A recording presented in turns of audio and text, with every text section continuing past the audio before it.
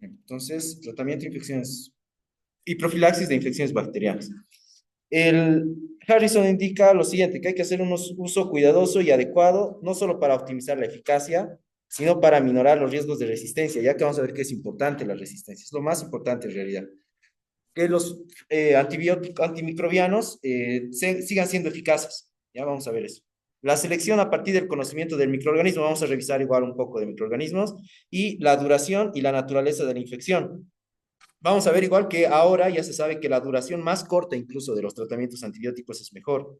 ¿Ven? Harrison indica ciclos más cortos son igual de eficaces, o sea, tienen la misma eficacia en cuanto a la destrucción de los microorganismos y generan menos resistencia. ¿Ya se dan cuenta? Incluso podrían tener un poco menos de eficacia, pero generan menos resistencia al fin y al cabo. Entonces, se dan cuenta, lo que enfatiza Harrison es que en realidad igual lo que se hace en la práctica clínica es tratar de disminuir la resistencia.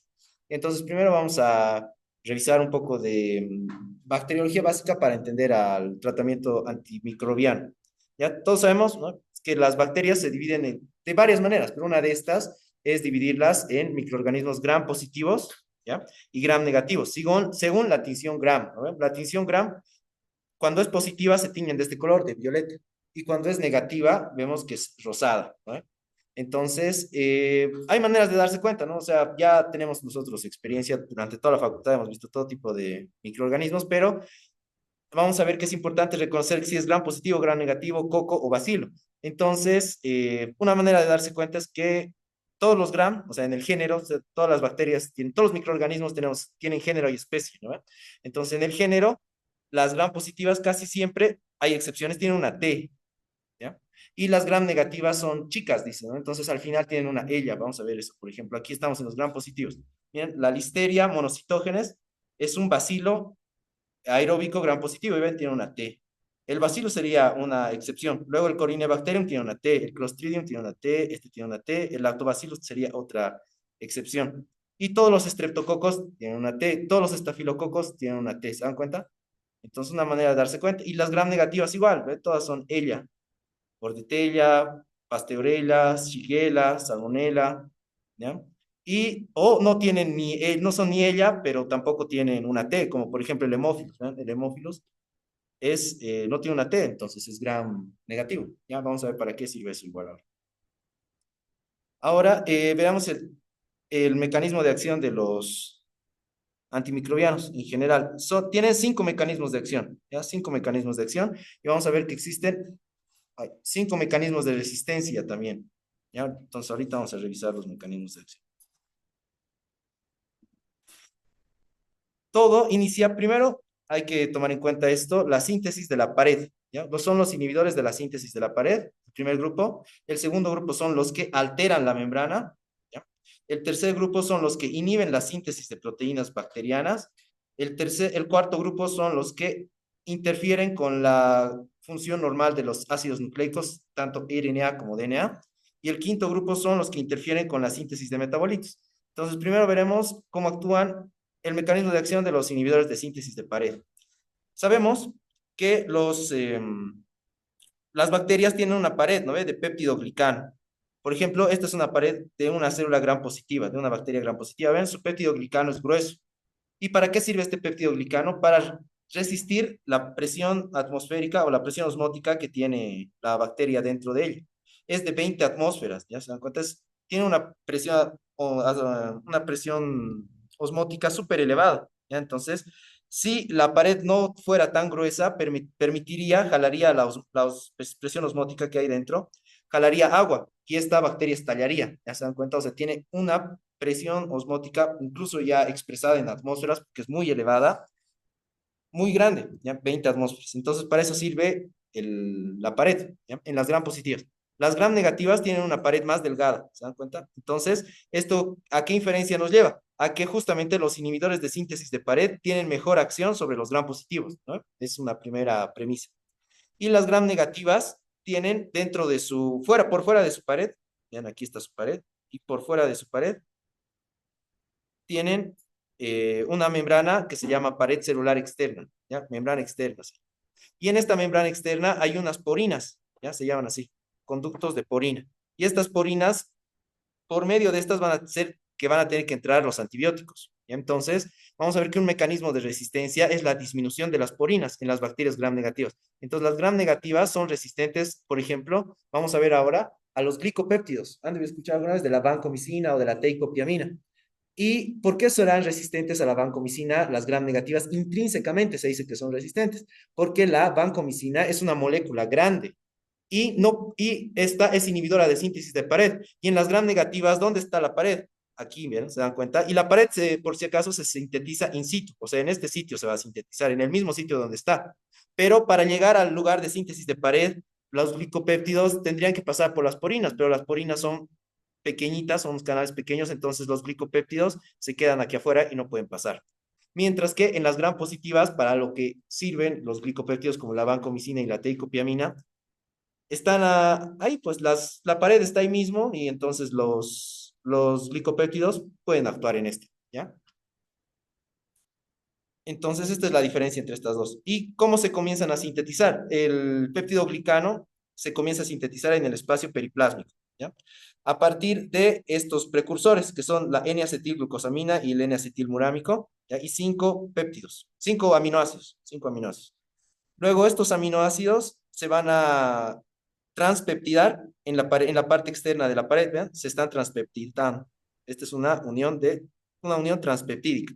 ¿Y quién lleva a cabo esta unión? O sea, estos son los ladrillos, digamos, ¿no? Y estos N-acetilglucosamina, N-acetilmurámico, junto con el pentapéptido, se llama precursor. Y se van uniendo varios precursores, ¿se dan cuenta? ¿Vean? Ahí se están uniendo varios precursores, ¿gracias a qué? A estos puentes que se llaman de pentaglicina. Vean, aquí dicen unos puentes de pentaglicina. Glicina 5, puentes de pentaglicina. ¿Quién lleva a cabo estos puentes de pentaglicina? Unas transpeptidasas, ven aquí dice TP, unas transpeptidasas que son las PBPs. ¿Ya? Se las ha llamado PBPs a pesar de que son transpeptidasas, o sea, primero se ha descubierto que son PBPs, o sea, proteínas de unión a la penicilina, y luego se ha descubierto que hacían la transpeptidación. Entonces, tiene esos dos nombres. Las PBPs también son transpeptidasas. ¿Ya? ¿Y por qué se llaman así? Porque son las proteínas binding, ¿no ve? Unión en inglés, binding, de penicilina. ¿Ya? Entonces, ya podemos inferir que la penicilina se va a unir aquí, ¿no? Entonces, al unirse acá, va a inhibir la transpeptidación. Entonces, va a inhibir que el péptido glicano adquiera uniones y sea resistente. ¿Se dan cuenta? Luego, otra cosa importante de acá es que de estos cinco aminoácidos, los dos últimos son D-alanina. Esto es importante, D-alanina. Recordemos que los aminoácidos pueden tener isómeros, ¿no?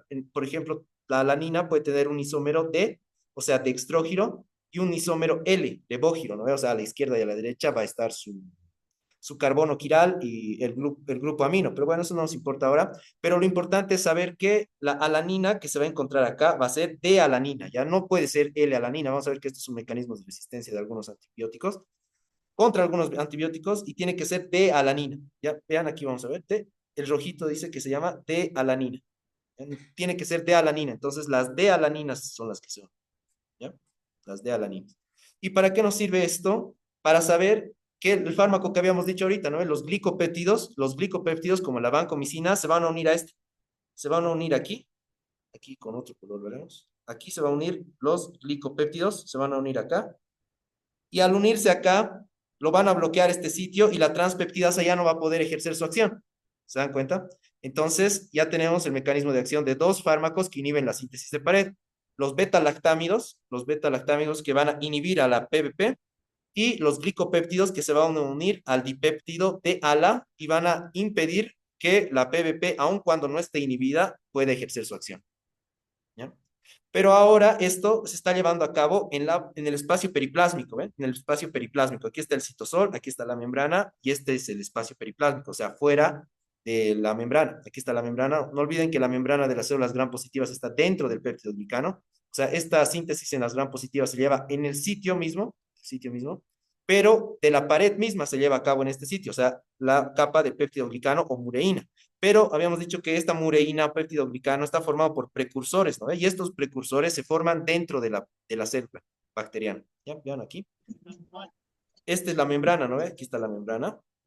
Aquí está la membrana. Y donde se llevan a cabo la síntesis de la D-ala y del uridín difosfato que se une al N-acetilglucosamina y N-acetilmurámico, se lleva a cabo dentro, ¿vean? Dentro.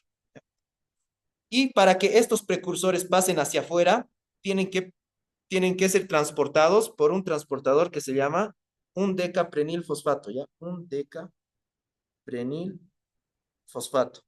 Y este un decaprenilfosfato está inhibido por un antibiótico que se llama bacitracina, ¿ya? La bacitracina. Es un antibiótico tópico generalmente, la bacitracina.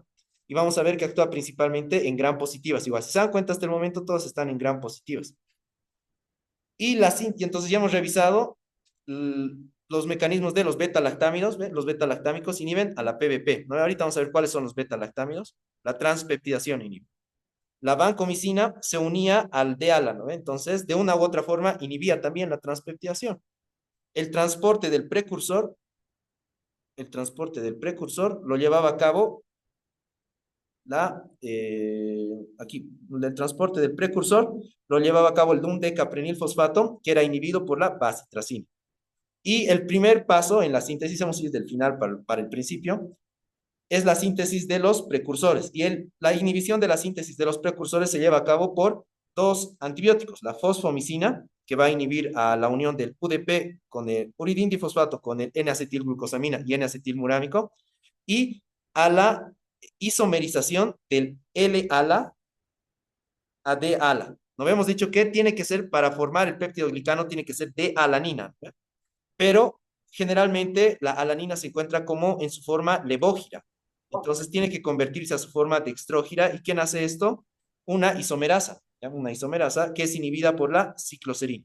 Entonces aquí hemos visto todos los mecanismos de acción de los inhibidores de la síntesis de pared. Ahora, los beta-lactámicos, lo adelantaremos, están formados este grupo por las penicilinas, las cefalosporinas, los carbapenemes y los monobactámicos, ¿ya? Cuatro grupos farmacológicos conforman, cuatro fármacos, cuatro grupos farmacológicos conforman a los beta-lactámicos. Las penicilinas, las cefalosporinas, los carbapenemes y los monobactámicos.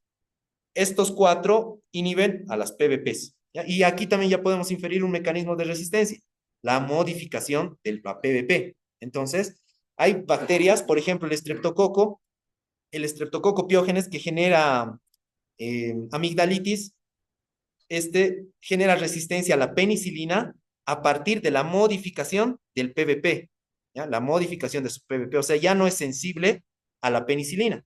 Entonces, generalmente lo que se hace es dar beta-lactamasas, ¿no? Inhibidores de beta-lactamasas para la resistencia, pero esto estaría mal, ¿no? ¿Se dan cuenta? Porque un mecanismo de resistencia de los estreptococos piógenes es también formar beta-lactamasas, pero en este caso el mecanismo preponderante es este, la modificación de la PBP. Entonces, sin motivo estaríamos dando inhibidores de beta-lactamasas, ¿no? Una amoxicilina clavulánico no le va a hacer nada igual porque el mecanismo de resistencia es modificación de la PBP, no síntesis de beta-lactamasas, ¿se dan cuenta? Luego, el otro mecanismo son la alteración de la membrana, o sea, no alteración de la síntesis, sino alteración misma de la membrana. Y en este tenemos a dos grupos, las polimixinas, ¿ya? Y la daptomicina. Los poliénicos son antifúngicos, ¿ya? Entonces, no, este tema es de antimicrobianos, ¿no? Entonces, lo vamos a mencionar, pero las dos más importantes son las polimixinas y las daptomicinas. Las polimixinas, entre estas tenemos a una que se llama la polimixina E. ¿Han debido escuchar alguna vez? La colistina. La colistina. Es prácticamente el último fármaco de uso en la línea de la pseudomonas resistente. ¿No? La pseudomonas es de los fármacos que más resistencia genera. Y lo último que se usa es la colistina. ¿No? También para el Acinetobacter baumani, para la Stenotrophomona maltófila. Para esos tres, cuando son resistentes a todo, se usa la colistina. Y la daptomicina, entonces podemos inferir que las polimixinas son útiles para gram negativas, ¿ya? Y la daptomicina es útil para gram positivas, para el estafilococo, para el MERS, para el meticilino resistente estafilococo dorado, ¿ya? ¿Y cuál es su mecanismo de acción? Estas tienen cargas positivas, ¿ya? Tienen cargas positivas, y al tener cargas positivas se unen a las cargas negativas de la membrana y se meten entre ellas a suerte de hacer poros, ¿no? Hacen un poro, como se meten entre la membrana, forman un poro y a partir de este entra el agua, ¿no? Hemos dicho que las bacterias tienen una presión osmótica muy elevada, entonces alteran la membrana directamente. Luego, el tercer grupo son los inhibidores de la síntesis de proteínas. Hasta el momento, los que hemos visto alteran la pared y la membrana. Entonces, podemos inferir igual que, vean, aquí dice igual 20 atmósferas, ¿no? Aquí podemos inferir que estos generan la destrucción de la bacteria, ¿no? Porque sin pared, la presión osmótica ingresa el agua a partir de la presión osmótica y genera la lisis de la bacteria. Entonces, estos dos grupos son bactericidas, ¿no? Bactericidas. El tercer grupo, los inhibidores de la síntesis de proteínas, si bien van a inhibir a la formación de proteínas útiles para la bacteria, inhiben su crecimiento nada más. ¿Se dan cuenta? Son bacteriostáticos, ¿ya? Los inhibidores de la síntesis de proteínas. Todos son bacteriostáticos, excepto uno, los aminoglucósidos, ¿ya? Los aminoglucósidos también son bactericidas, ¿ya? Ahora, dentro de la síntesis de proteínas en los microorganismos procariotas, tenemos a dos ribosomas, al igual que en los eucariotas, pero a diferencia de los seres humanos, sus subunidades son diferentes, ¿no? En los humanos las subunidades son 80 y 50, mientras que en los microorganismos son 50S y 30S, o sea, es el valor de sedimentación que tienen estas subunidades de los ribosomas. La subunidad pequeña, la 30S, es inhibida por las tetraciclinas. Ya se pueden acordar de 30, ¿no? 30 ciclinas. Y los aminoglucósidos inhiben a las dos, a la 50 y a la 30.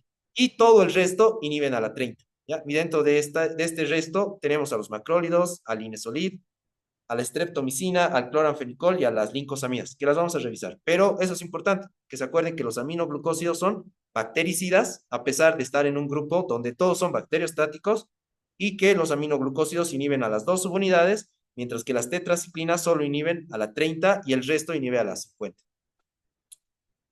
Sí, a la 50. Ahora, el otro grupo son los que interfieren con la síntesis de ácidos nucleicos. Recordemos que la genética nos indica que se forman las proteínas a partir del DNA, ¿no? En un segmento del DNA, que es un gen, está codificada la estructura de una proteína, pero esta se tiene que mandar al citoplasma a partir de un RNA mensajero, ¿no? Y este RNA mensajero es el que es leído por los ribosomas y se forma la proteína. El proceso de formación de RNA a partir del DNA se llama transcripción. Transcripción.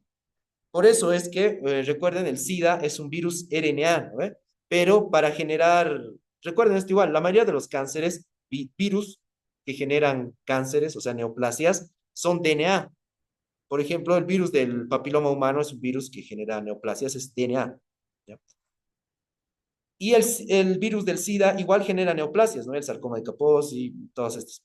Y lo hace siendo un RNA. Pero ¿cómo lo hace? Si tiene que ser un DNA, tiene que transformarse, ¿no? Gracias a una enzima que se llama transcriptasa inversa. Entonces, de ahí pueden acordarse que el proceso de DNA hacia RNA se denomina transcripción. Y el proceso que lleva a cabo el RNA para ser decodificado en los ribosomas se llama traducción, ¿no? Es traducir, traducción. Entonces, la transcripción la lleva a cabo una RNA polimerasa, ¿vean? De DNA, ¿qué es esto? Se forma un RNA gracias a la RNA polimerasa. ¿Y quiénes inhiben a la RNA polimerasa? Un grupo de fármacos que se llaman rifamicinas, ¿ya? Se llaman rifamicinas. Rifamicinas. Y dentro de estas rifamicinas está la rifampicina. La rifabutina, ¿ya? También está dentro de este grupo. Luego tenemos a los que inhiben la duplicación del DNA, o sea, de DNA a DNA. Esta duplicación lo lleva a cabo la bacteria gracias a dos enzimas, ¿ya? La topoisomerasa 2, que también se llama DNA girasa, y la topoisomerasa 4, ¿ya? Estas dos. ¿Y quiénes inhiben a estas dos? Las quinolonas. Ya vamos a ver las quinolonas igual, la ciprofloxacina y todas estas. Y hay dos fármacos más que lesionan directamente al DNA, y estos son los nitroimidazoles, ¿ya? De este forma grupo el metronidazol, y la nitrofurantoína, ¿ya? Esos dos, la nitrofurantoína y los nitroimidazoles, del cual el único miembro es el metronidazol, dañan directamente al DNA. ¿Ya? Entonces ahí tenemos tres grupos de fármacos, los que inhiben a la replicación del ADN, las quinolonas, los que inhiben a la formación del ARN, las rifamicinas y la actinomicina D, y los que lesionan directamente al ADN, los nitroimidazoles y la nitrofurantoína. Ahora, el último grupo son los que interfieren con la síntesis de metabolitos.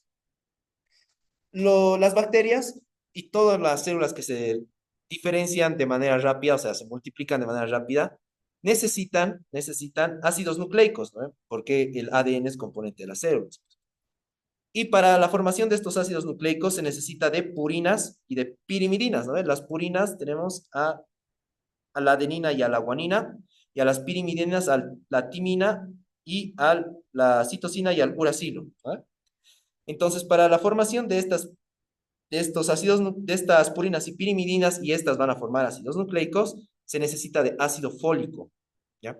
Por eso es que el déficit de ácido fólico en los humanos afecta a las células que se diferencian de manera rápida, a la piel, al tubo digestivo y a las células sanguíneas, ¿no? El déficit de ácido fólico genera pancitopenia, ¿no? La anemia megaloblástica, pero también disminución de plaquetas y de células blancas. Pero los seres humanos adquieren el ácido fólico de la dieta, mientras que las bacterias no pueden, ¿no? No pueden ingerir ácido fólico. Entonces, ¿qué hacen? Tienen que producir su propio ácido fólico. Y este grupo de antimicrobianos actúa a este nivel. Entonces, ¿cómo forman las bacterias su ácido fólico? A partir de PABA, el ácido paraminobenzoico se llama también PABA, ¿no? PABA, y teridina. PABA y teridina se unen y forman ácido dihidroteroico o dihidroteroato. ¿Gracias a quién? A la dihidroteroico sintetasa, ¿ya? Ahora, este ácido dihidroteroico va a formar a partir de la unión con otra teridina, gracias a la dihidrofolato reductasa, ácido tetrahidrofólico, ¿ya? Entonces, la hidroteroato sintasa y la dihidrofolato reductasa son inhibidas por dos grupos antimicrobianos.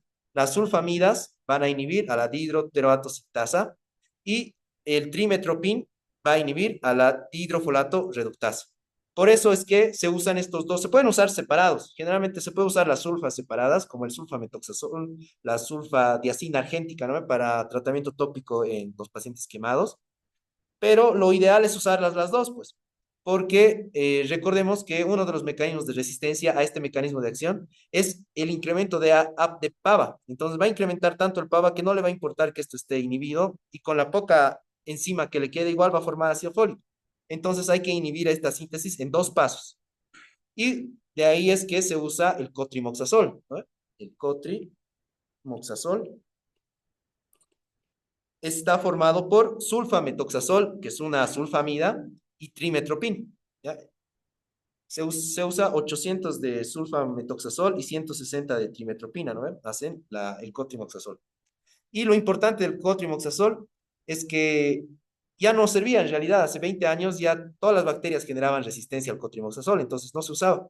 Pero como se ha dejado de usar, las nuevas bacterias resistentes, por ejemplo, el estafilococo resistente a la meticilina, como no ha sido expuesto al cotrimoxazol durante 20 años a 30 años aproximadamente, ha vuelto a ser resistente. Entonces, el cotrimoxazol es un fármaco que se puede usar en el estafilococo meticilina resistente, debido a que por no usarlo, porque era resistente ya, todas las bacterias eran resistentes a la sensibilidad ha vuelto, ¿ya? Ha vuelto. Entonces ya tenemos los mecanismos de acción, y los fármacos los vamos a revisar a medida que vayamos viendo. Y los mecanismos de resistencia igual son cinco, ¿ya? Igual son cinco. Un mecanismo de resistencia es el que les decía, el de la modificación del sitio de acción, ¿no ve? ¿Dónde actuaban las penicilinas? Las penicilinas actuaban en la PVP, ¿no ve? En la PVP. Entonces estas PVPs se defienden, se cambian de forma y ya no son sensibles al antibiótico. O los ribosomas, donde actuaban los inhibidores de la síntesis de proteínas, también modifican un aminoácido y se modifica totalmente la estructura del ribosoma, y ya es resistente a el antibiótico. Entonces es un mecanismo de defensa de la bacteria. Modificación del sitio de acción. Otro mecanismo de resistencia es producción de vías alternas, ¿no? Este mecanismo, ¿para qué antibiótico se va a formar? Principalmente para el cotrimoxazol, ¿no? Porque inhibía el metabolismo el cotrimoxazol. Luego, varios grupos van a tener la expulsión de antibióticos. Ya van a generar bombas que van a sacar al antibiótico. El otro mecanismo de resistencia es la disminución de la entrada. Esta es la salida del antibiótico, esta es la disminución de la entrada. Y en esta, ¿cuáles tenemos? A las gram negativas principalmente, porque tienen porinas, ¿no? Esta suporina se cierra, ¿ya? Y no permite la entrada de los antibióticos. Aquí se generan bombas de expulsión de los antibióticos.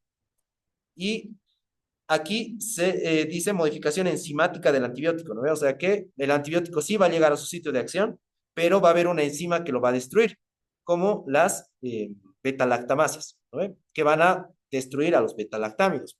Y por eso es que se usan inhibidores de estas enzimas para disminuir esta resistencia, ¿no? Los IBL, los inhibidores de beta-lactamasa, como el ácido clavulánico, el sulbactam, el avibactam, el tazobactam. Ya los vamos a revisar. Entonces ya hemos visto eso, ya hemos visto esto. Y vean, todo esto lo hemos revisado para entender este cuadro de Harrison, que a primera vista parece complicado, pero ahora que ya hemos revisado toda esta parte, vamos a ver que es fácil. Vean, los beta-lactámidos, que son penicilinas, cefalosporinas, monobactámicos y carbapenemes, hemos dicho, ¿no?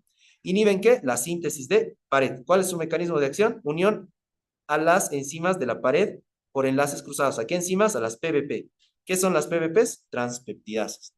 El otro grupo, los glicopéptidos, como la vancomicina, la teicopiamina, la telavancina, la dalbavancina y la oritavancina, hemos dicho que inhiben igual la síntesis de pared, pero estas lo hacen uniéndose al precursor de ALA, no se olviden, de ALA, no L-ALA, de ALA. ¿No? Luego la bacitracina inhibía la formación del precursor. Ah, no, perdón, el transporte, ¿no? El transporte. Bloquean al portador, al transportador. La fosfomicina inhibía la formación de N-acetilglucosamina, recuerdan, ¿no? Por el ADP tenía que unirse, el UDP tenía que unirse al NAC. Luego, entre los inhibidores de síntesis de proteínas, ¿a quiénes encontrábamos? A los aminoglucósidos, ¿no? Los aminoglucósidos que se unían ¿a qué subunidad? A la 30. Y la tetraciclina, a la 50 también se unen, ¿no? La tetraciclina, ¿a qué subunidad se unen? A la 30. Está mal aquí en Harrison, dice síntesis de folato, debería ser síntesis de proteínas, ¿no? Y aquí debería decir, no debería decir trimetropin, debería decir glicilciclinas, ¿ya? Las glicilciclinas son similares a las tetraciclinas, por eso dice igual mecanismo de las tetraciclinas. Luego, los macrólidos, entonces todos estos ya van a actuar en la subunidad 50, ¿no? Los macrólidos, las lincosamidas, la streptogamina, el cloranfenicol, las oxazolidininonas y la mupirocina, todos en la subunidad 50. ¿Bien? Subunidad 50. ¿Bien? Y es más sencillo. Luego, en la síntesis de folato teníamos a dos, ¿no? Las sulfamidas, como la sulfadiacina, el sulfoxazol y el sulfametoxazol, inhiben a la dihidroteroato citasa. Y el trimetropin a la dihidrofolato reductasa. En la síntesis de DNA, habían dos, ¿no ven? En la síntesis de DNA, perdón, en la síntesis de DNA, las quinolonas, que vamos a ver que tienen 4 grupos. ¿A quiénes inhibían? A la topoisomerasa 4 y aquí faltaría la topoisomerasa 2. Incluso hemos revisado más. Y las rifamicinas, les decía, ¿ve? Rifamicinas recién así pertenecen a las rifamicinas, la rifampicina, la rifabutina y la rifapentina. Y estas inhibían la síntesis del RNA, ¿no? A la RNA polimerasa. Y los que dañaban directamente al ácido nucleico, la nitrofurantoína y el metronidazol. Dañan directamente. Y las que lesionaban a la membrana celular. ¿Quiénes eran? Las polimixinas. Y les decía que la polimixina E era la colistina, ¿no? Y la daptomicina. ¿Bien? Y aquí vemos otra cosa más. Las polimixinas, ¿a qué habíamos dicho? ¿A qué microorganismos afectan? Principalmente a los gram negativos. Gram negativos. ¿Y quiénes tienen lipopolisacárido en su membrana? Los gram negativos. Se ligan a lipopolisacáridos. Y la daptomicina para gram positivos. Para gram positivos. Aquí otra vez está lo mismo que hemos visto. Y ahora sí ya iremos revisando grupo por grupo. Hay que diferenciar entre bacteriostático y bactericida. Ya lo hemos diferenciado. Uno inhibe el crecimiento y estos son bacteriostáticos y los bactericidas producen la muerte. ¿Ya? Entonces, de estos grupos, los inhibidores de síntesis de pared y los que alteran la membrana son bactericidas. Los de síntesis de proteína, bacteriostáticos. Los que inhiben la síntesis de los metabolitos, esto es importante, por sí solos, las sulfonamidas y el trimetropin son bacteriostáticos. Pero cuando se unen y forman cotrimoxazol, se vuelven bactericidas. ¿Ya? Y la síntesis de ácidos nucleicos, obviamente todos estos son bactericidas, ¿no? Porque lesionan al DNA, que es componente principal del microorganismo, ¿no? Entonces, ahora sí revisaremos grupo por grupo. Primero revisaremos a los inhibidores de síntesis de proteínas. El, la mureína o péptidoglicano está formado por un polímero les decía, de N-acetilglucosamina y N-acetilmurámico, con aminoácidos ligados, ¿ya? Y un puente cruzado que une a los precursores, ¿no? Era un puente de pentaglicina. ¿Quién lo formaba este puente de pentaglicina? Las PBPs, ¿no? Todos estos son bactericidas. Ahora, hay algo importante más. Las bacterias van formando su péptido glicano, ¿no? Van formando y se va destruyendo normalmente como la formación ósea. ¿Se dan cuenta? Hay formación y resorción. Pero si ya no hay formación, solo hay resorción. ¿Se dan cuenta? Entonces las bacterias, ellas mismas terminan indirectamente matándose, porque su resorción no está equilibrada con la formación, porque al dar antibióticos que inhiban la síntesis de pared, estamos inhibiendo la formación. Entonces las autolisinas son importantes en ese sentido. Las gram positivas tienen su pared más gruesa, las gram negativas pared más delgada. ¿Qué fármacos nos encontramos en los inhibidores de síntesis de pared? A los beta-lactámidos y a los glicopéptidos. Ya hemos revisado estos. Hay otra cosa más importante, Harrison igual remarca esto, los glicopéptidos es la vancomicina y la teicopiamina. Y son similares, pero se llaman lipoglucopéptidos a la telavancina, la dalbavancina y la oritavancina. ¿Ya? Se unen, aquí en esto lo remarcamos. Los glicopéptidos son la vancomicina y la teicopiamina, y los lipoglucopéptidos son la dalbavancina, la oritavancina y la telavancina. Y se unen otra vez al dímero de ala de ala, de ala de ala. Ahora, los que inhiben la síntesis de pared son bacteriostáticos, excepto los, ¿quiénes? Aminoglucósidos, ¿no? Que hemos dicho que son bactericidas. Los aminoglucósidos se unen a la subunidad 30S, 30S, ¿ya? Luego, las tetraciclinas y las glicilciclinas tienen el mismo mecanismo de acción, ¿no ve? La única glicilciclina, por si acaso, es la tigeciclina. Tigeciclina. Estos se unen a la subunidad 30S igual, ¿ya? 30S. Luego tenemos a los macrólidos y dentro de los macrólidos tenemos a tres fármacos, ¿ya? La acitromicina, la claritromicina y la eritromicina. Lo interesante con estas es lo siguiente. El más nuevo, obviamente, es la acitromicina, ¿no? El más nuevo. Y este es el más antiguo.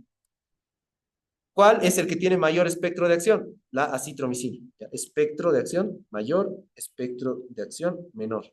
¿Cuál es más cara? La acitromicina. ¿Ya? Y la eritromicina es más barata. ¿Y cuál tiene mayores reacciones adversas? La eritromicina tiene mayores reacciones adversas. ¿Ya? Entonces, lo haremos aquí. Es inferir, ¿ven? ¿Se dan cuenta? Van a inferir nada más. Entonces, hemos dicho que, ¿cuál es más cara? La acitromicina. La eritromicina es más barata. ¿Cuál tiene mayores reacciones adversas? La más barata. La más barata. Tiene mayores reacciones adversas. La acitromicina tiene menores reacciones adversas. Y la dosis, igual. La acitromicina se puede dar una vez al día, y la eritromicina se tiene que dar 4 veces al día, y la claritromicina 2 veces al día. ¿Se dan cuenta? Es, en ese orden va. La más nueva, la acitromicina. La que tiene mayor espectro, la acitromicina. La que es más cara, la acitromicina. La que tiene menores reacciones adversas, la acitromicina. Y la que se da una sola vez al día, acitromicina. Su contraparte, la eritromicina. ¿Ya? Ahora, estos fármacos, vamos a ver igual luego, pero les adelanto, los macrólidos actúan sobre las unidades 50S, hemos dicho, 50S. Pero lo que tienen de bueno es que tienen otras funciones aparte de ser antibióticos, ¿ya? Deben recordar en hemorragia digestiva alta, decía que se tiene que usar eritromicina, ¿ya? Y uno pensaría que se usa como antibiótico, ¿no? Pero en realidad no. La eritromicina se usa en la hemorragia digestiva alta con el siguiente fin. Recuerdan que la eritromicina es la que tiene mayores reacciones adversas, ¿no? Y una de sus reacciones adversas se produce justamente porque son agonistas de un neurotransmisor que se llama motilina. Y el mismo nombre lo dice, ¿no? Motilina. ¿Qué hará la motilina? Motilidad gástrica, pues gastrointestinal. Entonces, ¿cuáles eran las reacciones adversas de los macrólidos? Náuseas, vómitos, diarrea, dolor abdominal. ¿Ve? ¿Y para qué se usará la eritromicina en la hemorragia digestiva alta? Para que cuando se haga endoscopía, el esófago se mueva, el estómago se mueva y vayan limpiando el tubo digestivo de sangre. ¿Se dan cuenta? Y sea más fácil la endoscopía. ¿Ya? Luego, otro mecanismo aparte del antimicrobiano que tienen los macrólidos es el de ser antiinflamatorios. Antiinflamatorios. Vamos a ver que su espectro de acción más adelante es sobre microorganismos atípicos. ¿Ya? Se los llama así, atípicos. ¿Y por qué se llaman atípicos? Porque no tienen membrana. ¿Ya? Hemos visto que los microorganismos se tiñen con la tinción en gram positivos y gram negativos. Ahora, hay unos microorganismos que se llaman atípicos que no son ni gram positivos ni gram negativos, porque no tienen pared. ¿Ya? Y dentro de estos están el micoplasma, el ureoplasma, la clamidia y la legionela. ¿Ya? Estos son microorganismos atípicos porque no tienen pared. Y entonces, ¿un antibiótico beta-lactámico hará efecto sobre estos? No, pues porque no tiene pared. No va a tener sentido dar un antibiótico para una neumonía por micoplasma neumonio, por clamidia neumonio, por legionela neumófila. ¿Ya? Entonces se tiene que usar macrólidos. Entonces, por eso, en el tratamiento empírico de la neumonía, ¿cuál es la principal causa? Obviamente la neumonía es el estreptococo neumonio, entonces da un beta-lactámido. ¿Ve? Y para los atípicos que pueden estar acompañando, porque no hacemos el diagnóstico etiológico directamente, no hacemos un tratamiento empírico, se dan macrólidos. Entonces, el tratamiento empírico de la neumonía es un beta-lactámido más un macrólido. ¿Y el macrólido para qué? Para los gérmenes atípicos, pero también con su efecto antiinflamatorio. ¿Ya? No nos olvidemos que la neumonía es antiinflamatoria. Por eso en el COVID, recuerdan, se usaba acitromicina, ¿no? ¿Y la acitromicina qué le hará a un virus? Nada, pues, pero se pensaba que podía servir contra el COVID por su mecanismo antiinflamatorio, porque ¿qué era el COVID? Era una hiperinflamación secundaria a la presencia del virus, ¿no? Era una sepsis viral del COVID.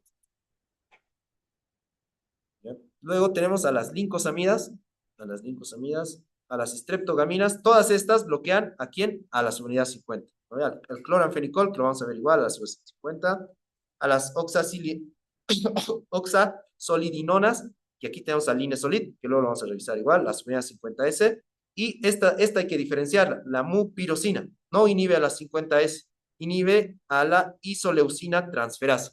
Aquí lo veremos. No olviden que para la formación de la proteína tiene que decodificarse su información, ¿no? Eso hemos dicho. Se tiene que decodificar su información que es traída hacia el ribosoma. Aquí vemos un ribosoma que tiene su subunidad grande y subunidad pequeña, ¿no? ¿Y quién trae la información desde el núcleo? El RNA mensajero. ¿Y para qué trae información? Información sobre la secuencia de aminoácidos, ¿no? Pero alguien tiene que traerle aminoácidos al ribosoma. Y este es el RNA transportador, ¿no? RNA de transporte. Y el RNA de transporte es este de acá. Lleva aminoácidos. Y el RNA de transporte va a llevar entre los 20 aminoácidos esenciales a la isoleucina. Y la mupirocina bloquea a esta unión, ¿ya? Bloquea la unión del ARNA transportador con la isoleucina. Esta es la mupirocina. Y la mupirocina es un antibiótico principalmente de acción local, tópico, que actúa contra bacterias gram negativas. Entonces vamos a ver en quemados que se usan unos antibióticos tópicos, obviamente, para pacientes quemados, para gram positivas y para gram negativas. Para gram positivas, ¿cuál hemos dicho que se servía? La bacitracina, ¿no? Inhibidor de síntesis de pared. Y para gram negativas, la neomicina. ¿Ya? La neomicina.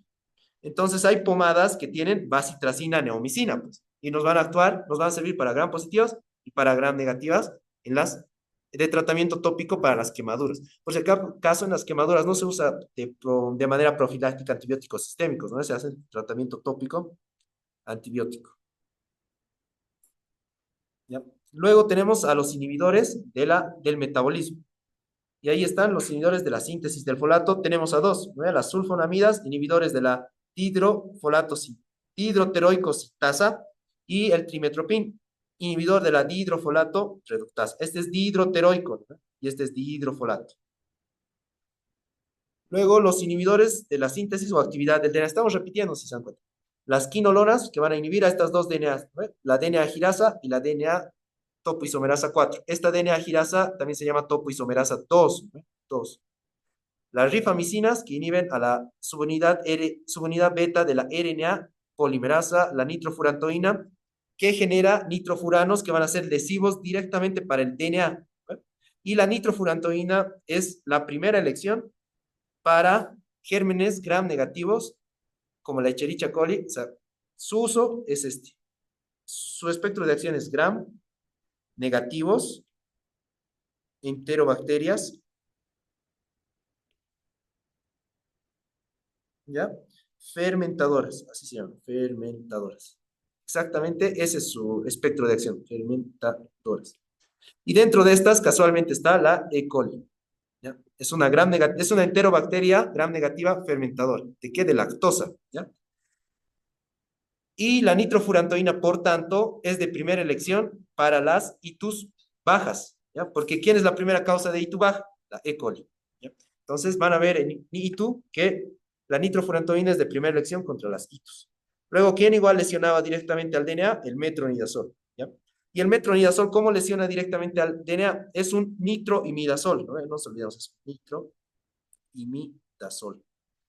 Y para que este nitroimidazol libere sus grupos nitro, que estos grupos nitro van a ser los que van a lesionar al DNA en realidad, aquí está el DNA, para que van a lesionar al DNA directamente, necesita que estos grupos nitro sean liberados, ¿no? Liberados. Pero ¿quién va a liberar estos grupos nitro? Enzimas que solo se encuentran en bacterias o protozoos anaerobios, ¿ya? Entonces, podemos inferir a partir de esto que los nitroimidazoles solo van a ser efectivos contra bacterias y protozoarios, parásitos unicelulares, son los protozoarios anaerobios, ¿ya? Y luego tenemos al último grupo, a los que provocan la rotura de la integridad de la membrana, como la polimixina E, ¿no? La colistina y la daptomicina. Y aquí ven lo que les había dicho.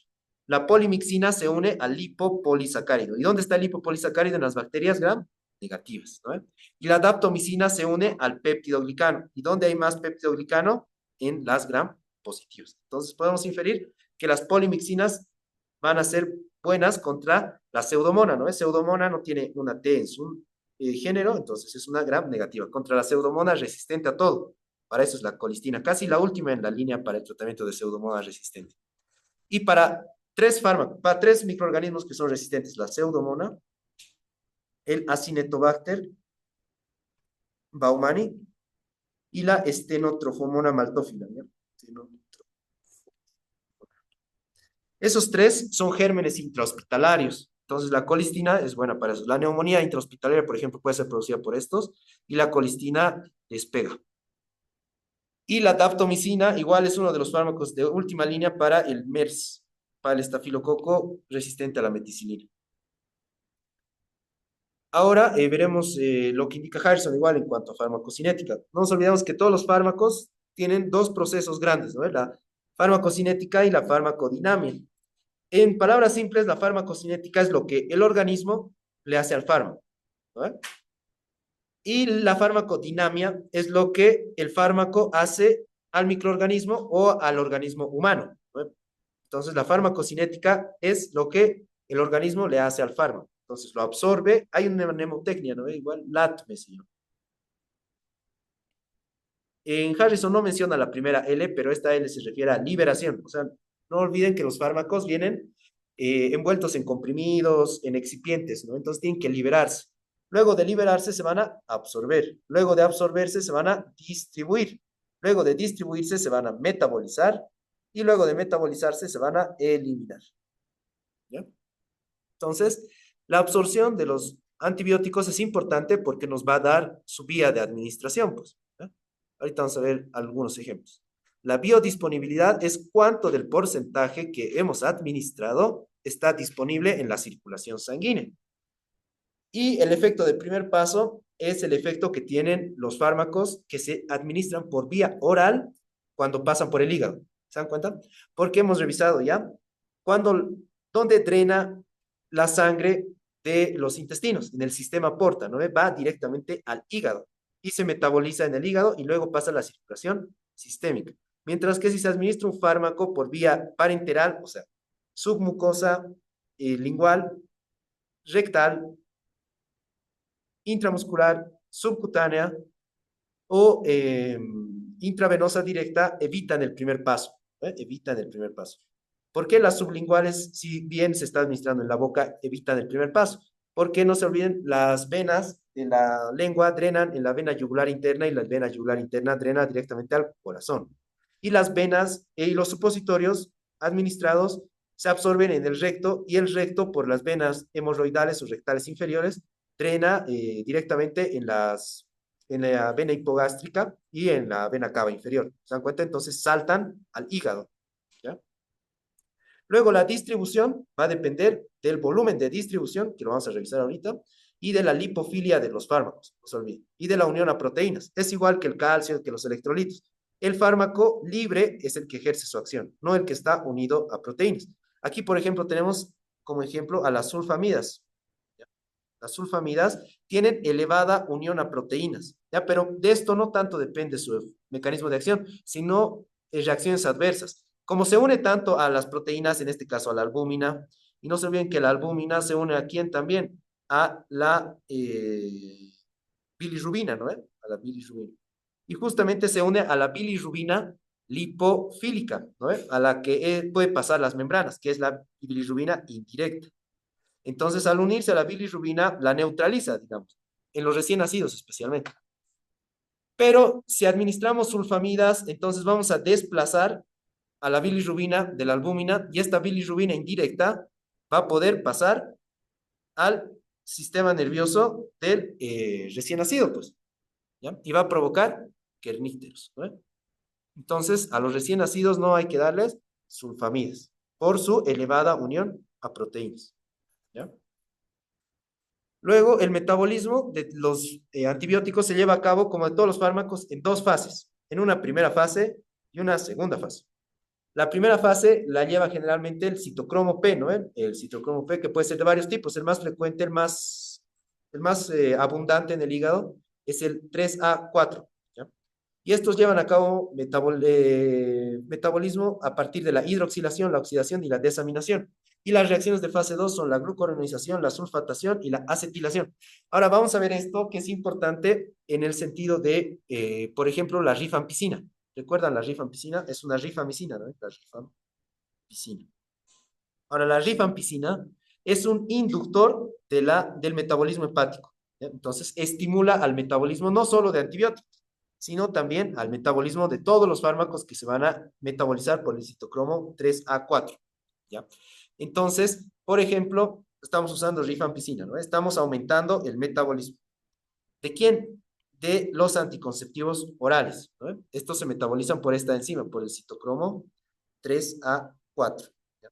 Entonces, y se inactivan, los anticonceptivos orales van a inactivarse, van a salir inactivados.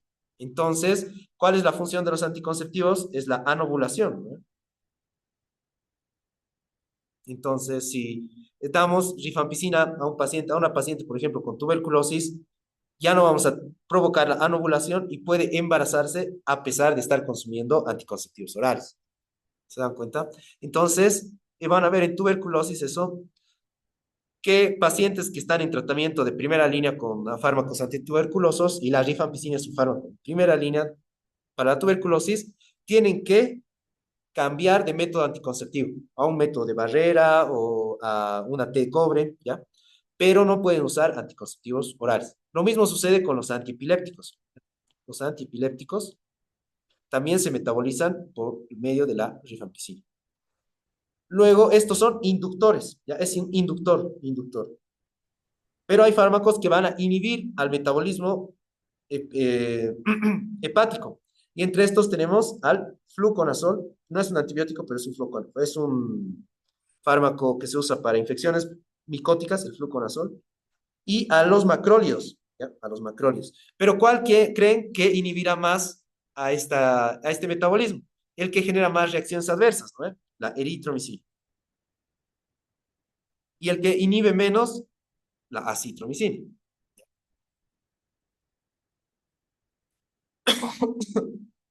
Luego, la farmacodinamia hemos dicho que es lo que el fármaco le hace al organismo, en este caso al microorganismo. Y dentro de esto tenemos las siguientes definiciones. La concentración sérica del fármaco, ahorita la vamos a revisar, la concentración mínima inhibitoria, la concentración total, el área bajo la curva y los fármacos que dependen de tiempo. ¿Ya? Aquí vamos a ver eso. Mm, y aquí veremos. Hay fármacos que van a depender de la concentración, ¿ya? Fármacos que dependen de la concentración y fármacos que dependen del tiempo, ¿ya? Fármacos que dependen de la concentración y fármacos que dependen del tiempo, que van a estar sobre o bajo la curva, ¿ya? No se ve muy bien, creo, pero este eje indica la concentración del fármaco, ¿ya? Y este eje indica el tiempo que va a estar el fármaco en el organismo. Hay una línea que se llama esta la concentración mínima inhibitoria, que es a la concentración a la que un antibiótico va a inhibir o sea, concentración mínima inhibitoria se llama a la que va a generar la muerte de los microorganismos. Ya a esta concentración va a generar muerte de los microorganismos. Ahora hemos dicho que hay una definición que se llama área bajo la curva, ¿no? Esta es toda la curva y esta es toda el área bajo la curva. Entonces va a haber fármacos que van a depender de concentración y van a haber fármacos que van a depender de tiempo. Entonces, por ejemplo, los aminoglucósidos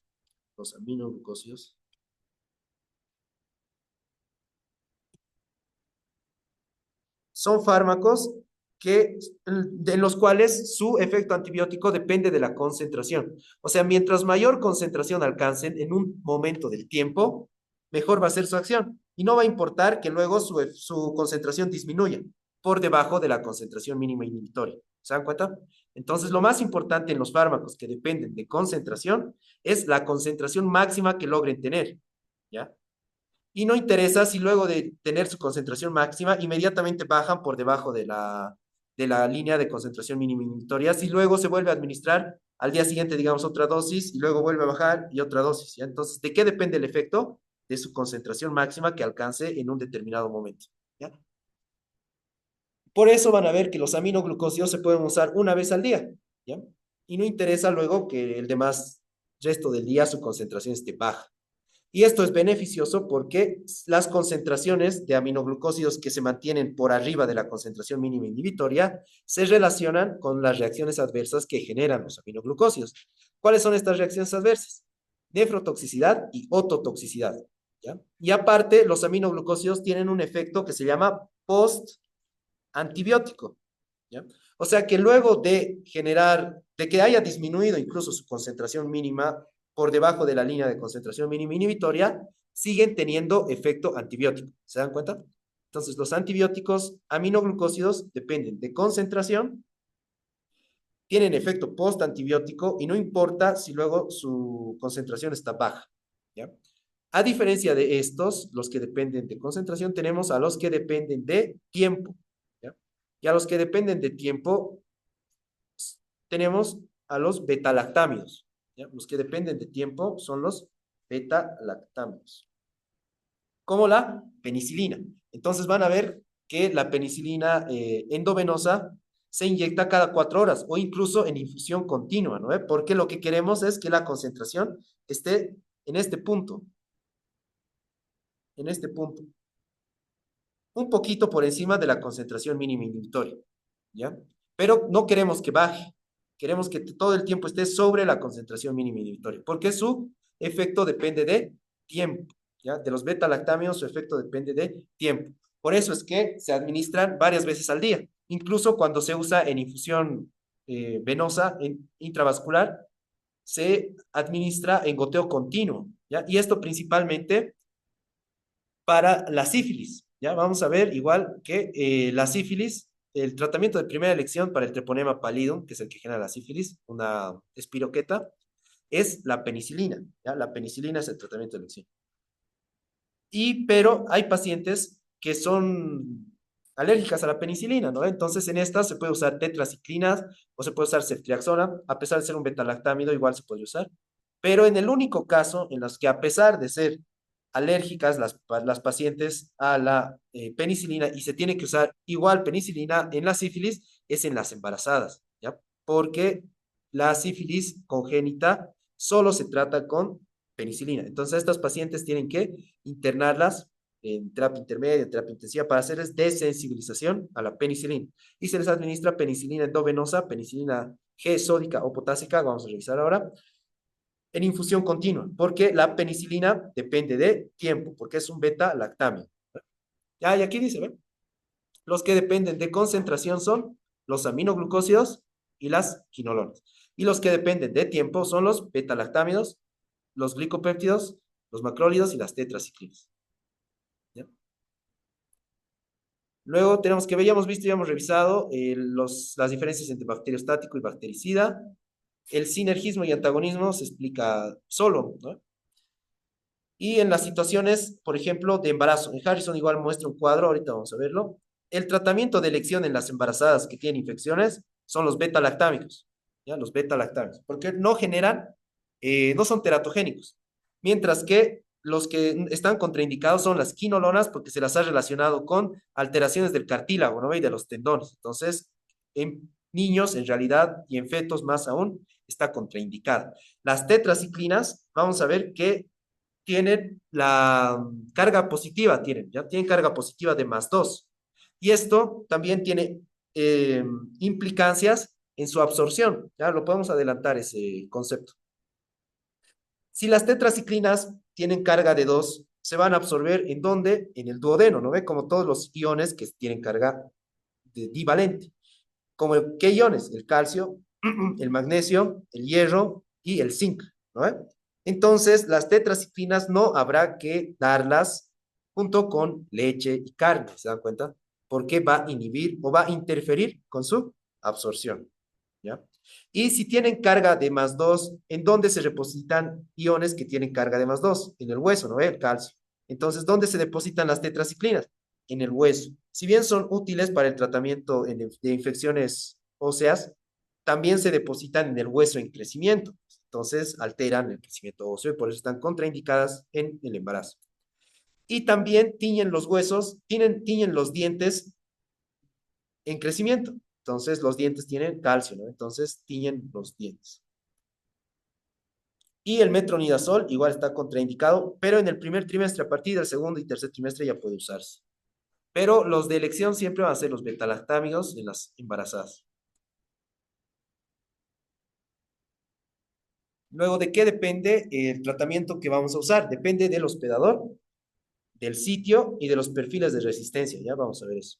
Del hospedador, por ejemplo, en un paciente que tiene inmunodepresión. ¿Y en qué consiste la inmunodepresión? En la disminución de células del sistema inmune. Por ejemplo, una neutropenia, ¿no? Una neutropenia. La neutropenia se considera a partir de menos de 500 células de neutrófilos polimorfonucleares. Y estos pacientes con neutropenia incluso pueden hacer neumonías, pero en realidad, ¿qué es una neumonía? Una neumonía es la reacción del sistema inmune a la presencia de microorganismos en el parénquima pulmonar, ¿no? Entonces, las neumonías se generan por la presencia de neutrófilos. Si no hay neutrófilos, entonces la neumonía es poco probable que se presente, pues, o sea, sí va a haber la presencia de microorganismos en el pulmón, pero no va a haber la inflamación característica. Entonces, en una placa radiográfica no vamos a ver la condensación, o estos pacientes no van a tener fiebre, ¿ya? Porque la fiebre depende de los neutrófilos también.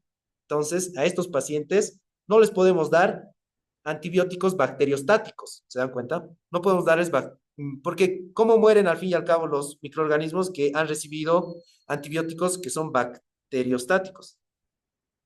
Gracias a que, si bien han detenido, ¿qué son los bacteriostáticos? Detienen el crecimiento, ¿no? Entonces han detenido su crecimiento, pero necesitan, el organismo necesita destruirlos, ¿y a partir de quiénes? De los neutrófilos, ¿no? Pero si no hay neutrófilos que los van a destruir, no podemos usar en pacientes inmunodeprimidos antibióticos bacteriostáticos. Tenemos que usar sí o sí bactericidas, ¿se dan cuenta? Entonces, en pacientes inmunodeprimidos, sí o sí, fármacos bactericidas. ¿Cómo quieres? Aminoglucósidos, betalactámidos, quinolonas, rifamicinas, metronidazol, nitrofurantoína. No podemos usar inhibidores de la pared, ¿no? Luego, ¿qué más es importante? En el VIH, vamos a ver en VIH, que se considera, hay varias maneras de considerar VIH, pero una de las formas es con linfocitos TSD4 menos de 200, ¿no? Por microlitro de sangre. Esa es una definición de pacientes con VIH que ya están en etapa SIDA. Entonces, a estos pacientes ya hay que darles profilaxia, ¿no? Porque pueden tener infecciones oportunistas. Entonces, cuando tienen menos de 250 linfocitos TSD4 por debajo de 250, se tiene que hacer profilaxis contra neumocistis girovesi. Girovesi. Ahora se lo llama o se lo llamaba Carini, creo, pero no me acuerdo. Uno era antes y otro era después, pero tiene esos dos nombres, Girovesi o Carini. Creo, ahora se lo llama Girovesi, antes se lo llamaba Neumocystis carini. O cuando el conteo de CD4 esté menos de 50. Estos pacientes se pueden infectar con micobacterias, pero Mycobacterium avium, ¿ya? Avium. Y entonces hay que hacer profilaxia, y profilaxia con antibióticos que sean para estos. Por ejemplo, la profilaxia para Neumocystis girovesi se hace con cotrimoxazol, ¿ya? Entonces, estos pacientes no se hace tratamiento porque no están infectados, pero se hace profilaxia porque tienen ese riesgo. Y cuando ya pasan a menos de 50, ya hay que hacer profilaxia contra micobacterias atípicas, como el Mycobacterium avium. Y se hace esto con acitromicina. Con acitromicina. ¿Se dan cuenta? Es importante igual entonces el estado del hospedador.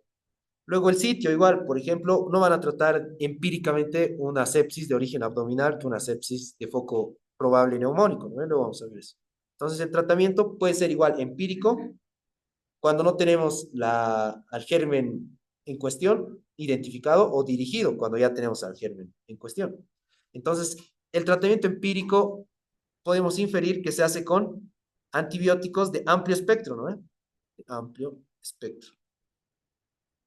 Y para ser antibiótico de amplio espectro tiene que actuar sobre gram positivas, gram negativas y anaerobios.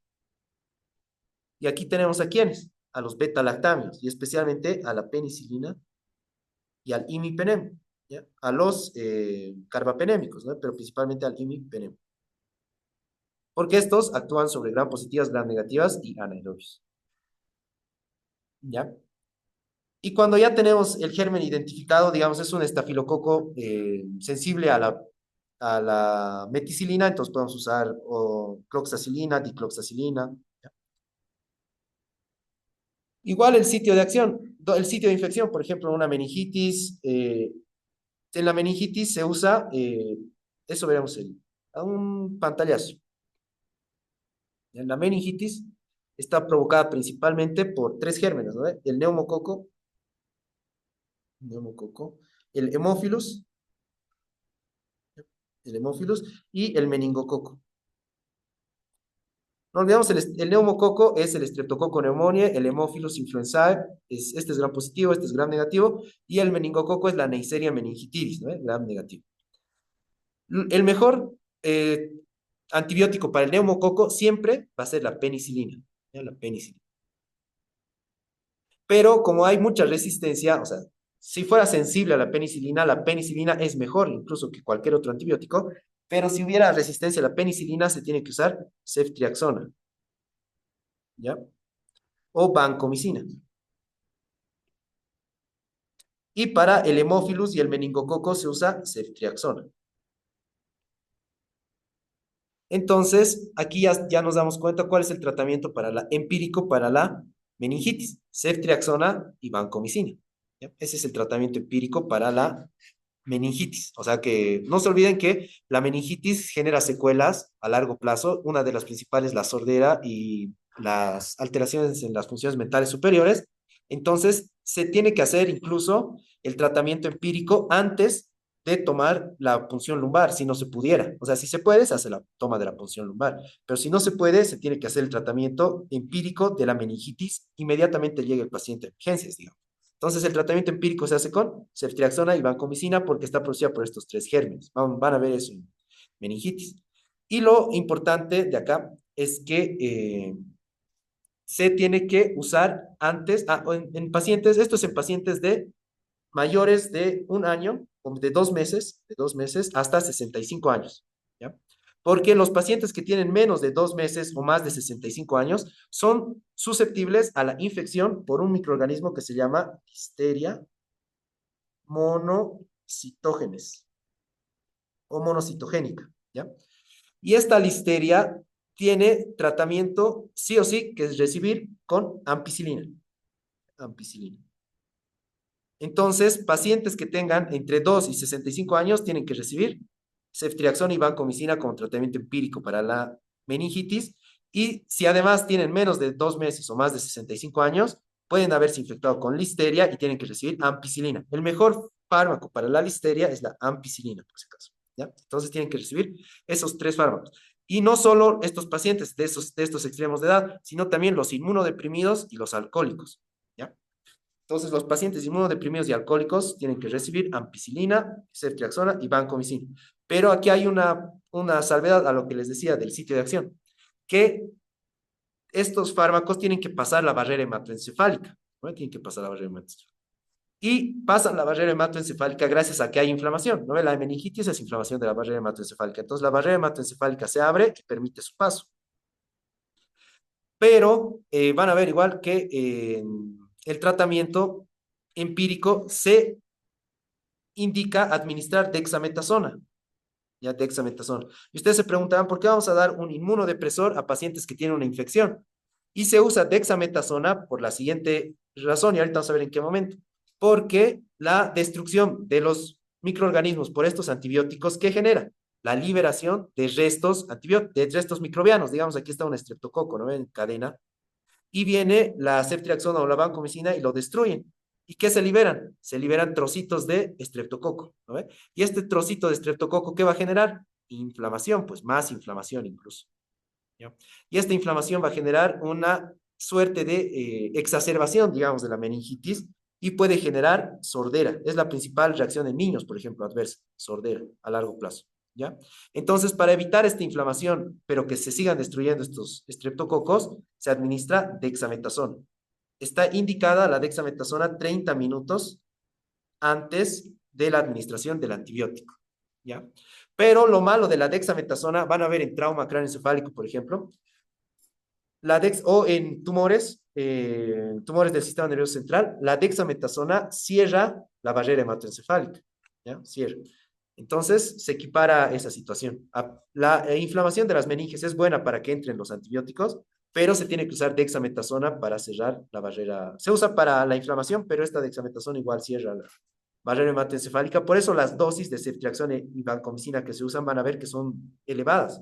Se usa incluso de ceftriaxona 2 gramos cada 6 horas o cada 4 horas. Es elevada la dosis, justamente porque la dexametasona cierra la barrera hematoencefálica, ¿ya? Entonces, ya lo habíamos visto esto, ¿eh? El estado de la inmunidad y las alergias igual son importantes. 10% de los pacientes dicen que son alérgicos a la penicilina, o sea, 1 de cada 10 personas es alérgica a la penicilina, pero de estas, entonces más fácil, digamos, de 1000 personas, 100 son alérgicas, pero de estas 100, 90 pueden tolerar la alergia. Entonces, solo 10% pueden tener una reacción anafiláctica grave. ¿Ya? De 1000, ¿se dan cuenta? De 1000, solo 10% tienen reacciones graves. En el otro 90 pueden tolerar porque son rash que eventualmente va a ceder con la administración continua del fármaco. Ahora sí veremos el uso clínico de todo. Ya hemos revisado el mecanismo de acción de todos y ahora sí las utilidades clínicas. Los beta-lactámidos son bactericidas y dependen de tiempo, ¿no? Ahora los beta-lactámicos se dividen de esta forma. ¿Dónde está? Aquí está.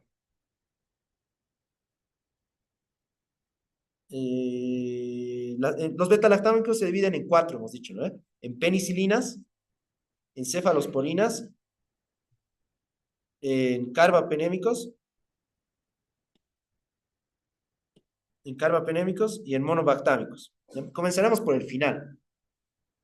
Los monobactámicos solo son uno, es el astrionam, ¿ya? Y vamos a ver que su mecanismo de acción es solo contra gérmenes gram negativos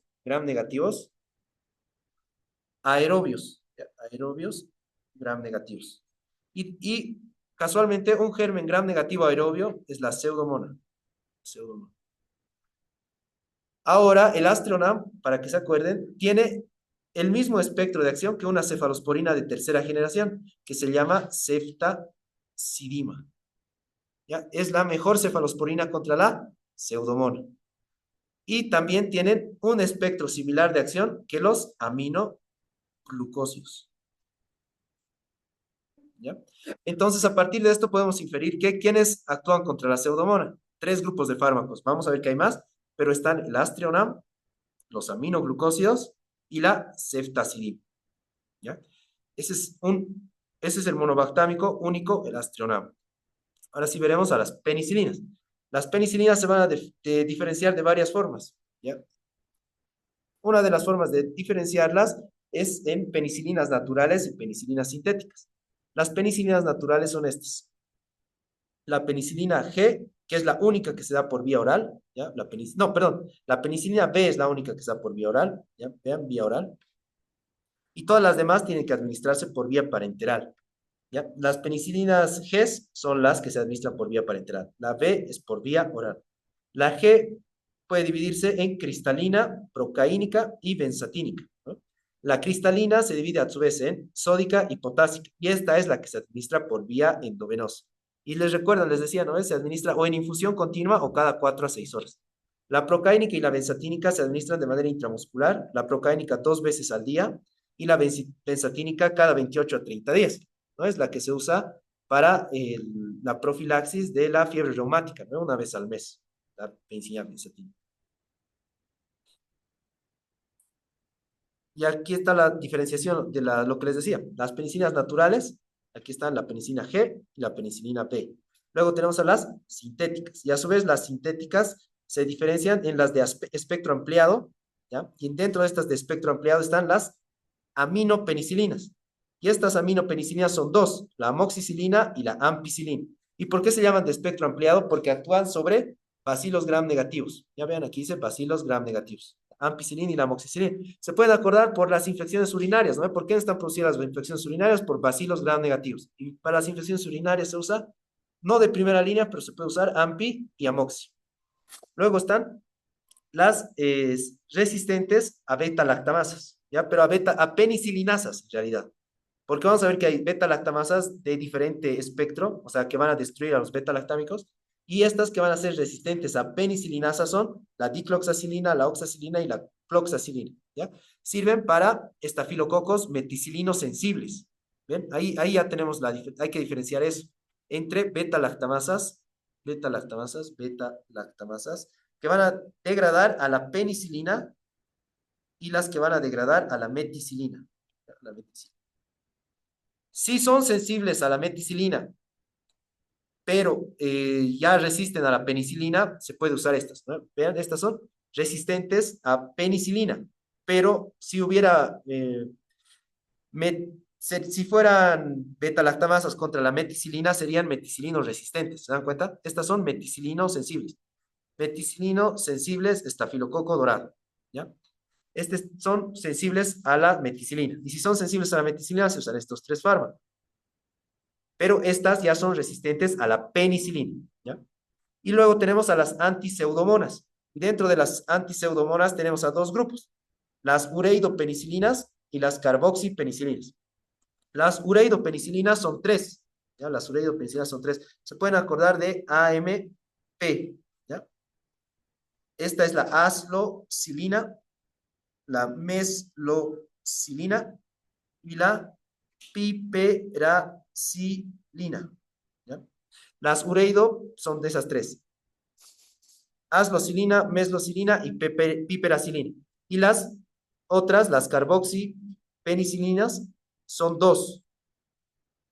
La carbaminopenicilina y la ureidopenicilina, ¿ya? Pero de estas, ¿cuáles son las más importantes? La piperacilina y la ticarcilina, ¿ya? Y estas son contra pseudomonas, eso no se olviden, contra pseudomonas. De todos de las penicilinas, Las que actúan contra pseudomonas son las ureidopenicilinas y las carboxipenicilinas, y las más importantes, la piperacilina y la ticarcilina. Las que resisten, aquí está bien beta-lactamasa, pero es una penicilinasa, son la dicloxacilina y la oxacilina y la cloxacilina, y las de espectro ampliado porque actúan contra bacilos gram negativos, la AMPI y la MOXI. ¿Ya? Y en general, las penicilinas, recuerdan, les decía que son de espectro amplio, no, son de espectro amplio, ¿no? En general, en los antibióticos, porque actúan contra gram positivos, gram negativos y anaerobios. Otras de espectro reducido se llaman, contra las que actúan contra un solo grupo. Por ejemplo, la vancomicina hemos dicho que solo actúa contra gram positivas, ¿no? Entonces es de espectro reducido. Los aminoglucósidos actúan solo contra gram negativos, entonces son de espectro reducido. ¿Ya? Luego se usan para evitar a las beta-lactamasas, se usan inhibidores de beta-lactamasas, ¿ya? Inhibidores de beta-lactamasas, como el sulbactam, el tazobactam, el avibactam, el vaborbactam, ¿ya? Y se mezclan con los diferentes fármacos beta-lactámicos. Luego, las cefalosporinas hay de 5 generaciones, ¿ya? Y hay una mnemotecnia para acordarse eso. No sé si se nota bien. Las de primera generación, después de cef, tienen una A. ¿Bien? Cefasolina, cefalexina, cefadroxilo, cefalotina, cefalopirina. Las de segunda generación tienen una O o una U. Cefonicid, cefoxitina, cefotetán, cefuroxim. Y hay excepciones, estas de acá. Las de tercera generación tienen una DPT.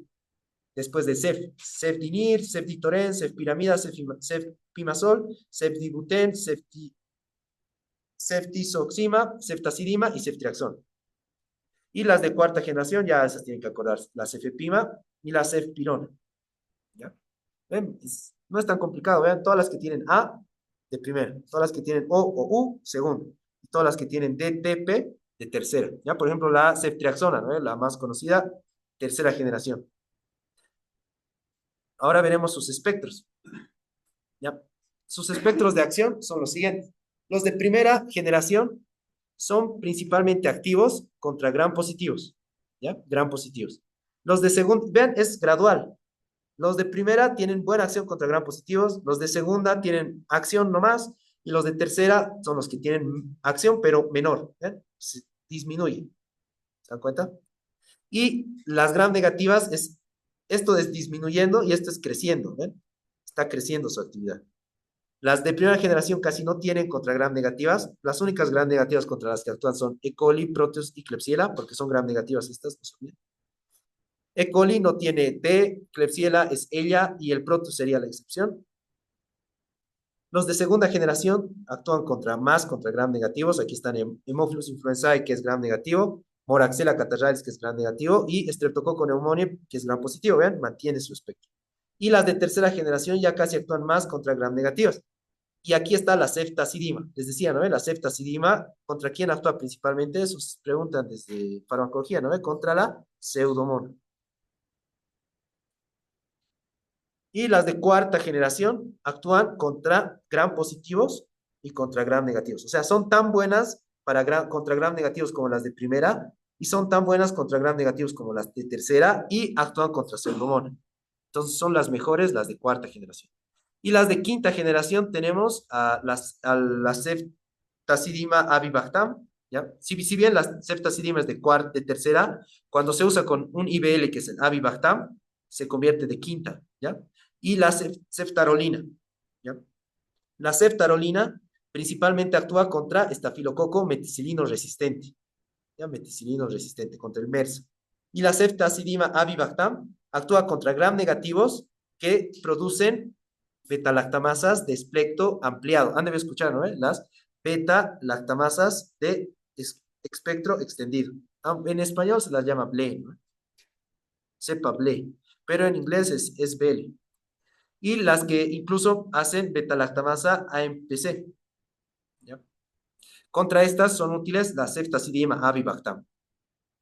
Y la ceftarolina contra gram positivos, como el estafilococo dorado resistente a la meticilina. Pero la parte más importante de acá es esta, ¿ven? La parte gradual, ¿no? Esto va disminuyendo y esto va creciendo. Bueno, en todo caso así sería, ¿no?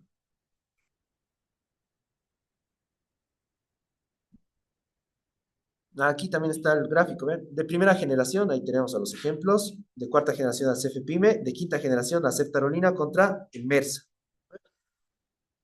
Y contra gram positivos, vean, va disminuyendo, pero luego crece, porque la de quinta generación sirve contra el MERS. Y contra gram negativos va disminuyendo, perdón, en este caso, y contra gram negativos va creciendo. Y contra pseudomona funciona la ceftazidima. Vean, aquí dice antipseudomona. Luego los carbapenémicos son de amplio espectro. Actúan contra gram positivos, gram negativos y anaerobios. Y dentro de los carbapenémicos tenemos a tres: al imipenem, al meropenem y al ertapenem. Van a ver en pacientes que no saben qué tienen, les dan imipenem, una aminoglucosis, ¿no? Porque son de amplio espectro. Entonces, de estos tres, el que todos actúan contra pseudomona, ya, excepto uno, el ertapenem, no pseudomona. Luego estos sí pseudomona, y los tres actúan contra gram positivos, gram negativos y anaerobios. Luego algo importante de acá es igual que el imipenem, es de elección contra las pancreatitis necrotizantes infectadas, ¿no? El imipenem. No se olviden, la pancreatitis no se da profilaxia antibiótica, ¿no? No se da antibióticos de manera profiláctica. Antes hacían eso, pero se ha visto que aumenta la mortalidad en realidad. Entonces lo que se hace es cultivar la hemorragia o el quiste que se pueda formar, ¿no? Después de la pancreatitis, y se cultiva este, y si sale positivo se usa imipenem, ¿ya? Porque es el mejor antibiótico en la pancreatitis. Pero si no hay infección, o sea, si no está infectada la pancreatitis, no se usa antibióticos. Antes usaban antibióticos de profilácticos, ahora ya no. Ah, y aquí está, ven, las características de los carbapenémicos. Actúan contra cocos gram positivos, contra bacilos gram negativos y contra anaerobios, pero no son efectivos contra los resistentes a MERS. ¿Quiénes son los que actúan contra MERSA? La ceftarolina, ya hemos visto uno, la vancomicina, la daptomicina y el linezolid. Los vamos a ir viendo. El ertapenem no actúa contra pseudomonas, ya no actúa contra eso. Y ahorita los vamos a ir viendo. Entre las reacciones adversas que producen los beta-lactámicos está la diarrea y la hipersensibilidad, ¿ya? La hipersensibilidad va desde erupciones hasta anafilaxia, puede provocar enfermedad del suero, no se olviden del Steven Johnson, y neurotoxicidad. En especial, las penicilinas y el imipenem dice que disminuyen el umbral de epilepsia, o sea, pacientes que tienen epilepsia no tienen que recibir de manera, o sea, sería lo ideal que no les den, pero hay que ver riesgo-beneficio de la infección, ¿no? No tendrían que recibir imipenem y penicilinas. Y los beta-lactámicos generan nefritis intersticial como reacción adversa. Luego los glicopéptidos y los lipoglucopéptidos. En estos están, entre los glicopéptidos, la vancomicina, y en los lipoglucopéptidos, la telavancina, dalbavancina y la aurítavancina. La vancomicina hemos dicho que es de espectro corto, ¿no ve? Solo actúa contra gram positivos. Y dentro de los gram positivos, el estafilococo resistente a la meticilina. No olviden que el estafilococo es coagulasa positivo, ¿ya?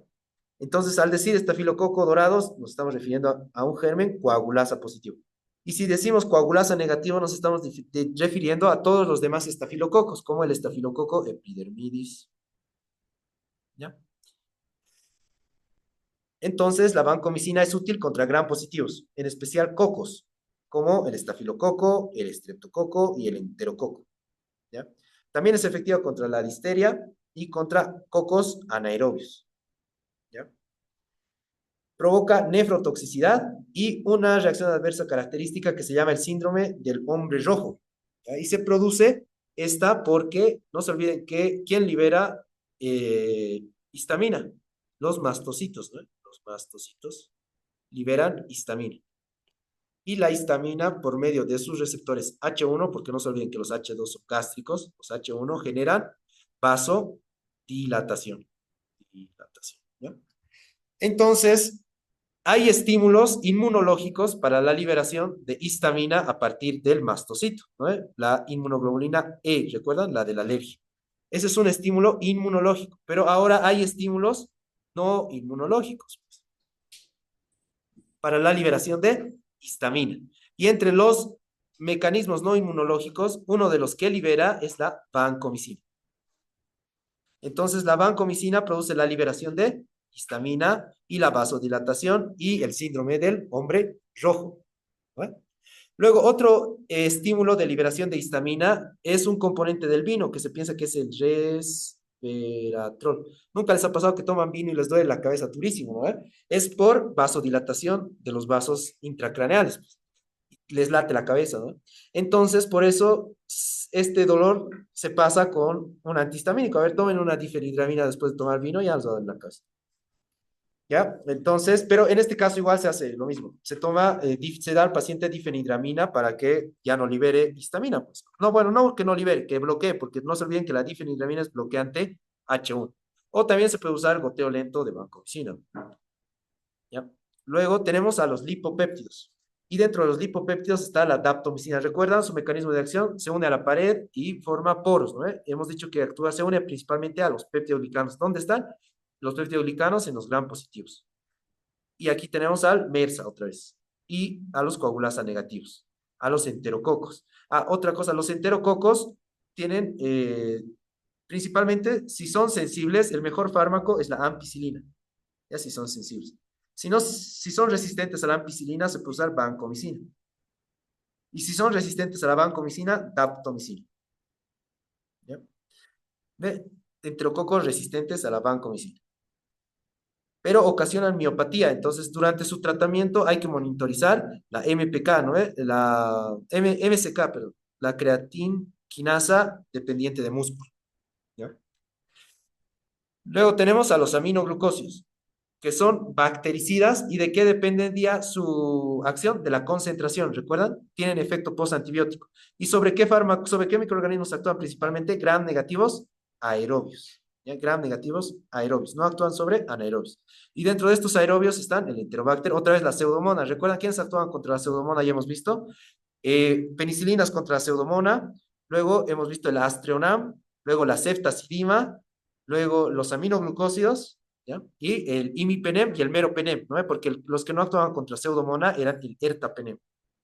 Luego tienen efecto postantibiótico y son agonistas junto con los inhibidores de síntesis de pared. Por ejemplo, ¿qué se llama esta? La endocarditis. La endocarditis. Vamos a ver qué endocarditis tiene varias formas de presentación, la aguda y la subaguda. ¿Ya? Dentro de estas, la aguda casi principalmente es causada por estafilococo dorado y la subaguda por estreptococos. ¿Ya? Por estreptococos. Y estos son, se dan cuenta, son gram positivos, ¿no? Entonces no se puede dar tratamiento con un solo fármaco, ¿ya? Se tiene que dar combinado y casi siempre se da con inhibidores de síntesis de pared más aminoglucósidos. Entonces van a ver que se usa ceftriaxona, por ejemplo, ceftriaxona, más gentamicina. Y ahí justamente ve, bueno, es que eso es lo complicado de antibióticos a veces, ¿no? Del tratamiento, porque directamente nos dicen el fármaco, pero no nos dicen por qué. Entonces, esta es la causa. ¿Por qué siempre se tiene que usar un inhibidor de síntesis de pared contra un inhibidor de formación de proteínas? ¿Ya? Entonces, ceftriaxona más gentamicina para las endocarditis por gérmenes gram positivos. Luego, dentro de estos está también la streptomicina. No se olviden que es un fármaco de segunda línea contra las micobacterias. ¿Ya? Y si se dan cuenta, si actúa contra gram negativos, ¿quiénes producen ITU? Los gram negativos, ¿no? E. coli, Serratia, Klebsiella, Proteus. Y aquí están un resumen de los aminoglucósidos. ¿Cuáles son sus reacciones adversas principales? Son dos, ¿ya? La nefrotoxicidad y la ototoxicidad. El más nefrotóxico es la gentamicina y tiene efecto contra el estafilococo, ¿ve? Sinérgico en la endocarditis. El más activo contra pseudomonas es la amicacina. La tobramicina se usa para la fibrosis quística. ¿Recuerdan? Hemos repasado varias veces, desde POC igual, que se forman debido a lesiones en los bronquios, bronquiectasias, ¿no? Y dentro de las bronquiectasias, el moco ya no se mueve, se infecta y se infecta ¿con quién? Con pseudomonas. Entonces, los aminoglucósidos se podrían usar por vía endovenosa, pero ahora se ha visto que la mejor manera de usar es por vía local. ¿Cómo es esta? Por vía inhalatoria. ¿Y cuál se usa? La tobramicina para la fibrosis quística, ¿ven? En aerosol. Luego la streptomicina se usa para tuberculosis y es el más ototóxico, por eso al inicio del tratamiento con este fármaco en los pacientes de tuberculosis, está en el programa de tuberculosis, se tiene que hacer una audiometría, ¿ya? La paramomiosina y la neomicina se usan por vía oral. Y eso que no les decía, los aminoglucósidos no se absorben por vía oral. Entonces, ¿por qué se usarán por vía oral? Se usan para su acción local en el tubo digestivo. ¿Recuerdan en cirrosis la encefalopatía hepática? ¿Por qué era producida? Era producida por el incremento de amoníaco que era generado a partir de cuerpos amino de las proteínas que generaban los microorganismos, ¿no? De la flora bacteriana. Entonces, los restos de los esqueletos de amino, de los aminoácidos, las bacterias del colon las convertían en amoníaco. Y este amoníaco se absorbía, en el hígado se transforma en urea y se elimina, pero si no hay hígado funcional, esto pasa al sistema nervioso central y genera encefalopatía hepática. Entonces, uno de los tratamientos, además del tratamiento ideal, que es la lactulosa, era o son los antibióticos, ¿no? Antibióticos de acción local. Si bien los mejores son la rifabutina y la rifabutina es el mejor, la rifabutina, una rifamicina es el mejor. Antes se usaba neomicina y paramomiosina, ¿bien? Para descontaminar a pacientes que tienen encefalopatía hepática. ¿Eh? Pero no se usa porque se va a absorber, sino se usa por su mecanismo de acción local. ¿Se dan cuenta? Luego aquí ya tenemos los que actúan contra pseudomonas, ¿ya? Para hacer un resumen global. De las cefalosporinas, ¿recuerdan cuál actuaba contra pseudomona? La ceftazidima, ¿no? De las de cuarta generación, la cefepima. De quinta generación, el ceftolozano tazobactam. Estas eran las penicilinas incluso contra pseudomona, ¿no ve? La piperacilina y se usa con tazobactam. Los carbapenémicos, todos, excepto el ertapenem. ¿Ven? Entonces aquí está el meropenem, el imipenem y el doripenem. Aquí faltaría el ertapenem, pero hemos dicho que el ertapenem no sirve. El astrionam, hemos dicho que casi solo sirve para eso. Aquí está. Los aminoglucósidos, especialmente ¿quién? La amicacina. Y de las quinolonas, esto es importante, las quinolonas actúan contra pseudomona y son el único de todos que se puede usar por vía oral. ¿Se dan cuenta? Las cefalosporinas no se pueden usar por vía oral, todas las que sirven contra pseudomona. El pipetazo, así se le llama la piperacilina tazobactam, no se administra endovenoso. Los carbapenémicos, endovenosa. Los monobactámicos, endovenosa. Los aminoglucósidos, hemos visto, o sea, no endovenosa y intramuscular, igual, pero es parenteral, ¿no? Esta administración. Y los aminoglucósidos, como la amicacina, por vía parenteral. Entonces, contra la pseudomona, el único que se puede usar por vía oral es la ciprofloxacina. ¿Ya? Y les decía, ¿no? En cuanto a la pseudomona es resistente a todo, se usa la fosfomicina E, que es la colistina. Ya, entonces, ahora nos queda los macrólidos. Y dentro de los macrólidos estaba la eritro, la claritro, la acitro, ¿no? Que servían principalmente contra gérmenes gram positivos. ¿No? ¿Qué generan los gérmenes gram positivos? Infecciones respiratorias. ¿No? Las bajas, como la neumonía, estaban provocadas por gérmenes atípicos. Y hemos dicho que para eso sirven, ¿no? Y también para micobacterias no tuberculosas. ¿Recuerdan? Les dije cuál es el tratamiento profiláctico para Mycobacterium avium, la acitromicina, ¿no? En pacientes con VIH. Aquí se ve, pacientes con VIH. Y también sirven para Helicobacter y Campylobacter, porque no se olviden, el esquema para el tratamiento de Helicobacter pylori tiene claritromicina, amoxicilina y un inhibidor de la bomba de protones, ¿no? Entonces, dos antibióticos, la amoxicilina más IBL y la claritromicina. Entonces, se usa también para el Helicobacter. ¿Cuáles eran sus principales reacciones adversas? ¿Recuerdan? Porque es un agonista de motilina. ¿Ven? Náuseas, vómitos, diarrea y alargamiento del complejo del segmento QT. ¿Recuerdan? Y hemos visto esto igual en síncope. El alargamiento del segmento QT predisponía a qué arritmia, ¿recuerdan? A la torcida de puntas, ¿no? Torsades de punta. Y tenía esta forma, ¿no? Como una, como una cuerda en la que que se están torciendo sus puntas. Y el segmento QT largo favorece esta arritmia. Y dentro de hidroelectrolítico hemos visto que alteraciones hidroelectrolíticas alargan el QT, la disminución de potasio, la disminución de magnesio y la disminución de calcio. Entonces hay que tener cuidado en este tipo de pacientes, ¿no? Los que tienen hipopotasemia, hipomagnesemia, hipocalcemia, no se tienen que usar macrólidos. Y principalmente, ¿cuál? El que generaba más reacciones adversas. ¿Cuál era? La eritromicina. Y cuál, igual hemos dicho que inhiben, ¿no? Vea, la citocromo 3A4. ¿Cuál inhibía más? La que genera más reacciones adversas, la más barata, la eritromicina. Luego tenemos a las lincosamidas y dentro de, de las lincosamidas tenemos a la clindamicina, ¿ya? Que puede ser bactericida o bacteriostático dependiendo del fármaco que usemos y principalmente se usa contra gérmenes gram positivos, ¿ya? Gram positivos, anaerobios, ¿ya? Anaerobios. Los que generan abscesos, ¿no? Abscesos odontogénicos, abscesos pulmonares, también se usa para el paludismo, ¿ya? Y para todos estos que son anaerobios, ¿no? El Bacteroides fragilis, el Clostridium perfringens, el Fusobacterium, que generan angina de Ludwig, ¿no? Infección anaerobia, y la Prevotella melanogenicus. Y esto de acá es importante igual. Recuerden que hay un equilibrio en el tubo digestivo entre bacterias comensales y bacterias patógenas, ¿eh?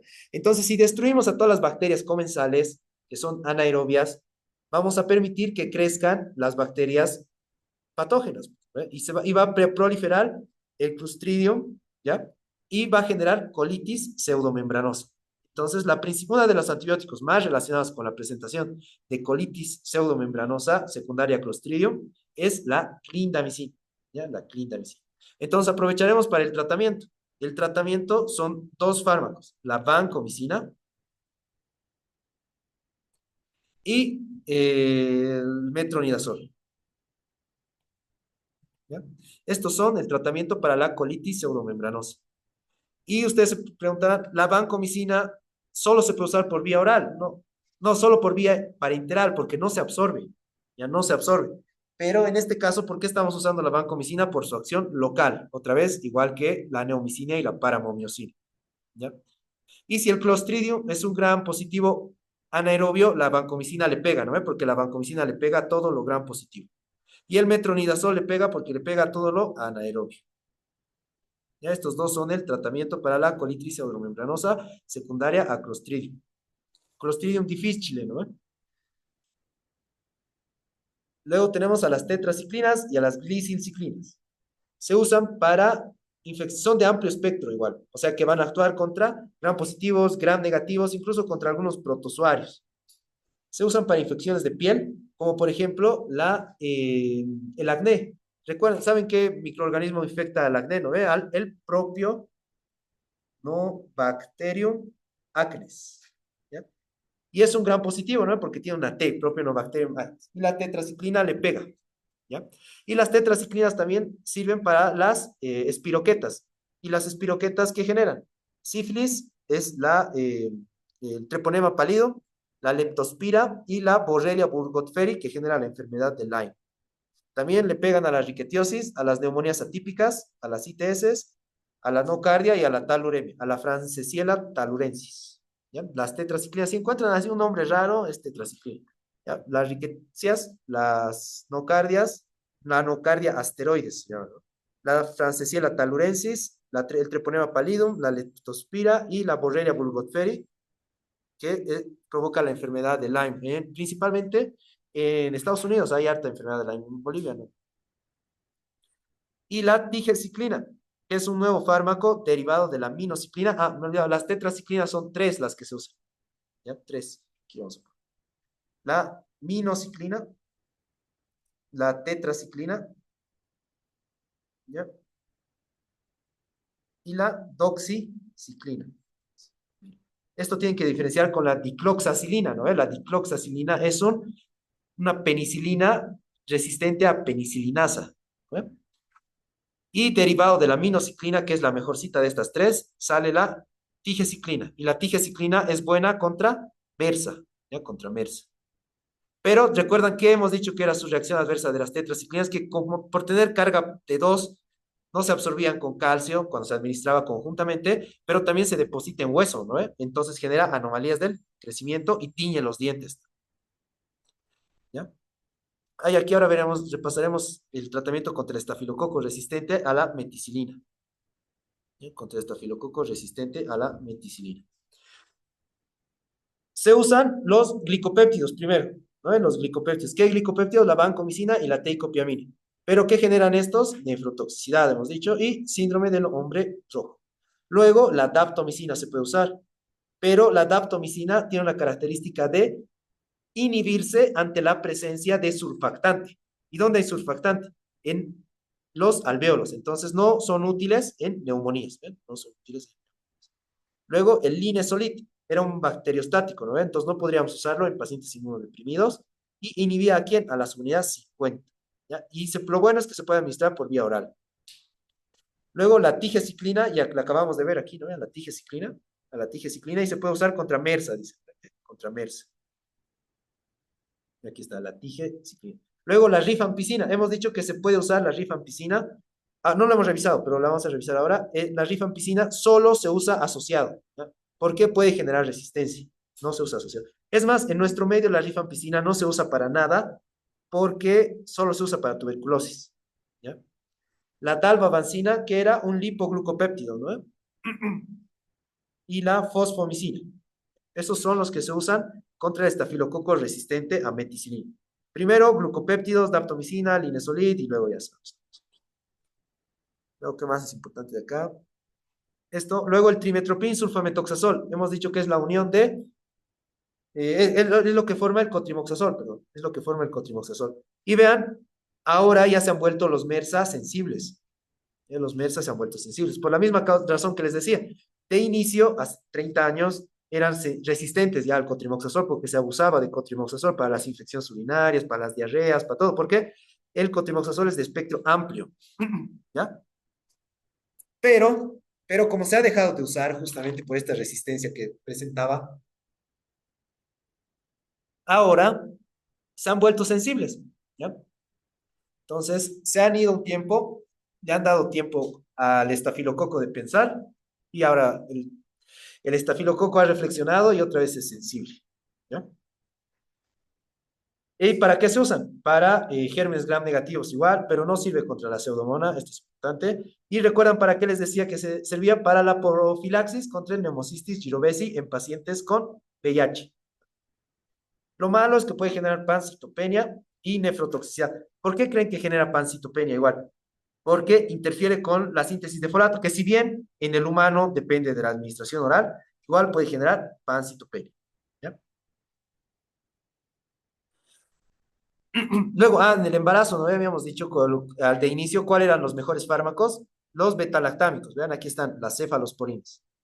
Son categoría B en el embarazo, o sea que pueden generar, no se ha demostrado que puedan generar daño, ni tampoco puedan, no, ni tampoco que sean inocuos, eso significa B.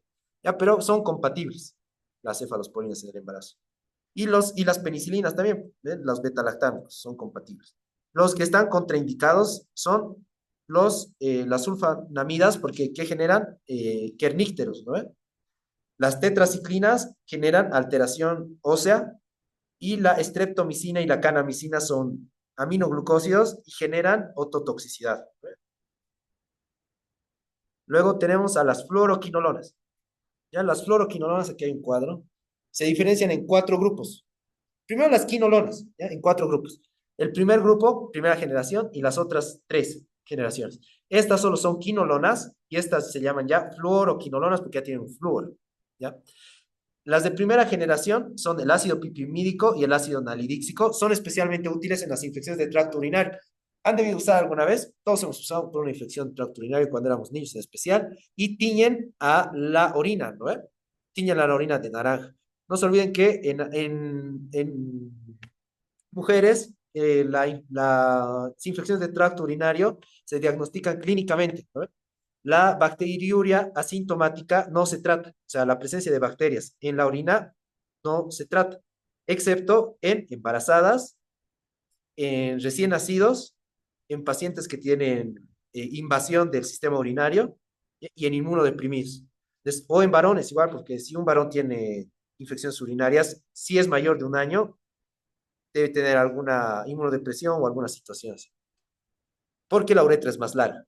mientras que en las mujeres pueden tener infecciones de tracto urinario recurrentes. Entonces, las de primera generación, el ácido piquimídico y el nadilíxico, se usan para las infecciones urinarias principalmente porque son activos contra enterobacterias, ¿no? ¿Quiénes generan principalmente infección urinaria? Las enterobacterias. ¿Recuerdan la E. coli? ¿Cuál era su nombre completo? Bacteria gram negativa aerobia fermentadora gram negativa, ¿no? Luego, las de segunda generación y tercera y cuarta ya son fluoradas. Y aquí es simplemente recordarse lo siguiente, vean, las de segunda actúan contra bacilos gram negativos aerobios.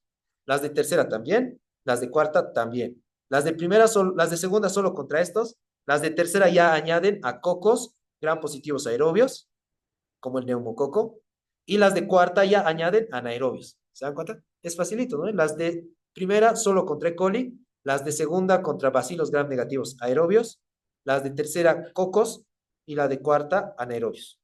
Entonces, las de primera para infección urinaria, las de segunda, aquí ya tenemos al norfloxacino, al ciprofloxacino y al ofloxacino, y no se olviden, el ciprofloxacino es la más activa contra pseudomona y se puede usar por vía oral, ¿no?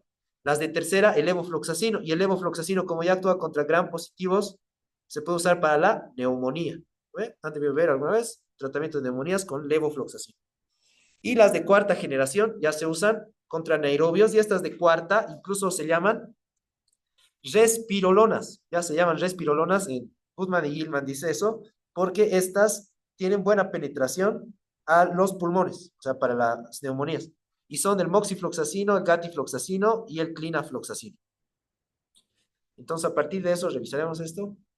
Tienen espectro amplio, ya incluso actúan contra pseudomona, ¿no?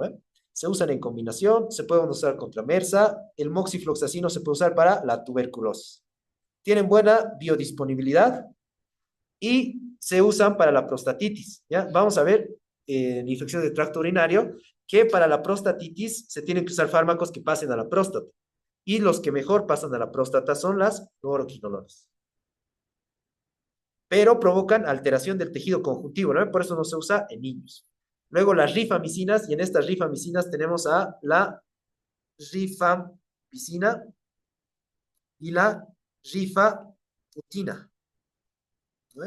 La rifa, estas hemos visto ya que se usan combinadas, ¿no? Siempre porque pueden generar resistencia. Se usan para micobacterias y hemos visto más arriba que se usan para estafilococo, ¿no? En las endocarditis igual. Se pueden usar para la lepra, eso van a ver en el programa de lepra, para la lepra tuberculoide con dapsona y para la lepra lepromatoide con dapsona y clofacin. Esto es importante. Se usan como profilaxis para pacientes que han estado expuestos al meningococo, o sea, la Neisseria meningitis. Pero en nuestro medio no podemos usar rifampicina, ¿no? Porque solo te da el programa de tuberculosis. Entonces, para profilaxis de pacientes, de personas que han estado expuestas al meningococo, en nuestro medio se usa ceftriaxona. Una sola dosis, incluso de 250 miligramos intramuscular. Luego genera hepatopatía, ¿no? No se olviden la hepatopatía que se tiene que evaluar en los pacientes tuberculosos. Se mide AST AST y ALT, las enzimas hepáticas, cada 3 meses. Y se puede tolerar hasta que estén elevadas por 3 su valor normal. Si están por encima de valor de 3, se tiene que suspender el tratamiento. ¿Y cuál es su valor normal? Aproximadamente 40 unidades internacionales, ¿no? Hasta 120, entonces se puede aceptar. Y para finalizar, al metronidazol. El metronidazol hemos dicho que es un nitroimidazol, solo actúa contra anaerobios y contra protozoarios. Dentro de estos protozoarios, la amebiosis cerebral o la amebiosis hepática o la amebiosis intestinal, ¿no? Eso van a ver en cirugía. La yardiosis por Yardia lamblia y la tricomoniasis. Para eso sirve el metronidazol. Se puede usar para abscesos polimicrobianos, ¿ya? ¿Dónde hay abscesos polimicrobianos? En el tubo digestivo. Entonces, ya tenemos anaerobios que afectan al tubo digestivo y esto se usa metronidazol. Pero los anaerobios que afectan a la vía respiratoria, para esto se usa clindamicina, ¿ya? Para los anaerobios que generan abscesos de la vía respiratoria, clindamicina, porque no se olviden que los, eh, los anaerobios de la vía respiratoria alta, en especial por infecciones odontógenas, son estos, el Bacteroides fragilis, Clostridium perfringens y el Fusobacterium. Y para eso se usa clindamicina.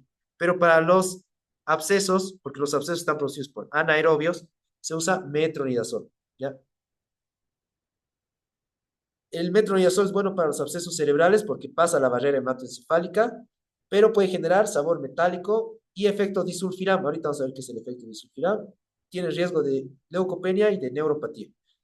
El efecto disulfiram con el alcohol es el siguiente. El alcohol, no se olviden, se metaboliza por la alcohol deshidrogenasa, ¿no?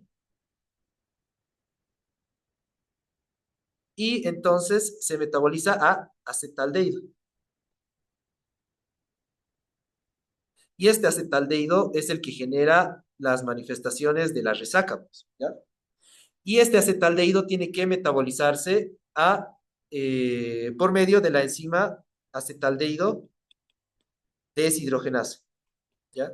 Entonces, este acetaldehído metabolizado por la enzima acetaldehído deshidrogenasa se descompone. Entonces, el, la resaca es proporcional a la concentración de acetaldehído. Y hay un fármaco que sirve para dejar de beber, o sea, para el tratamiento del alcoholismo, que se llama disulfiram. ¿Ya? O sea, les dan esto a los pacientes alcohólicos y como inhibe a esta enzima, aumenta sus niveles de acetaldehído, entonces les da una resaca pues, intensa y es la única causa por la que todos decimos ya no vamos a beber, ¿no? Por la resaca. Entonces estos pacientes dicen ya no voy a beber nunca más, pues porque tienen una resaca terrible. Entonces este efecto de disulfiram puede imitarse con el metronidazol cuando se está consumiendo alcohol. ¿Ya? Entonces por eso no se recomienda usar metronidazol cuando se está usando, cuando se está bebiendo, ¿no? O mejor, no beber cuando se está usando metronidazol.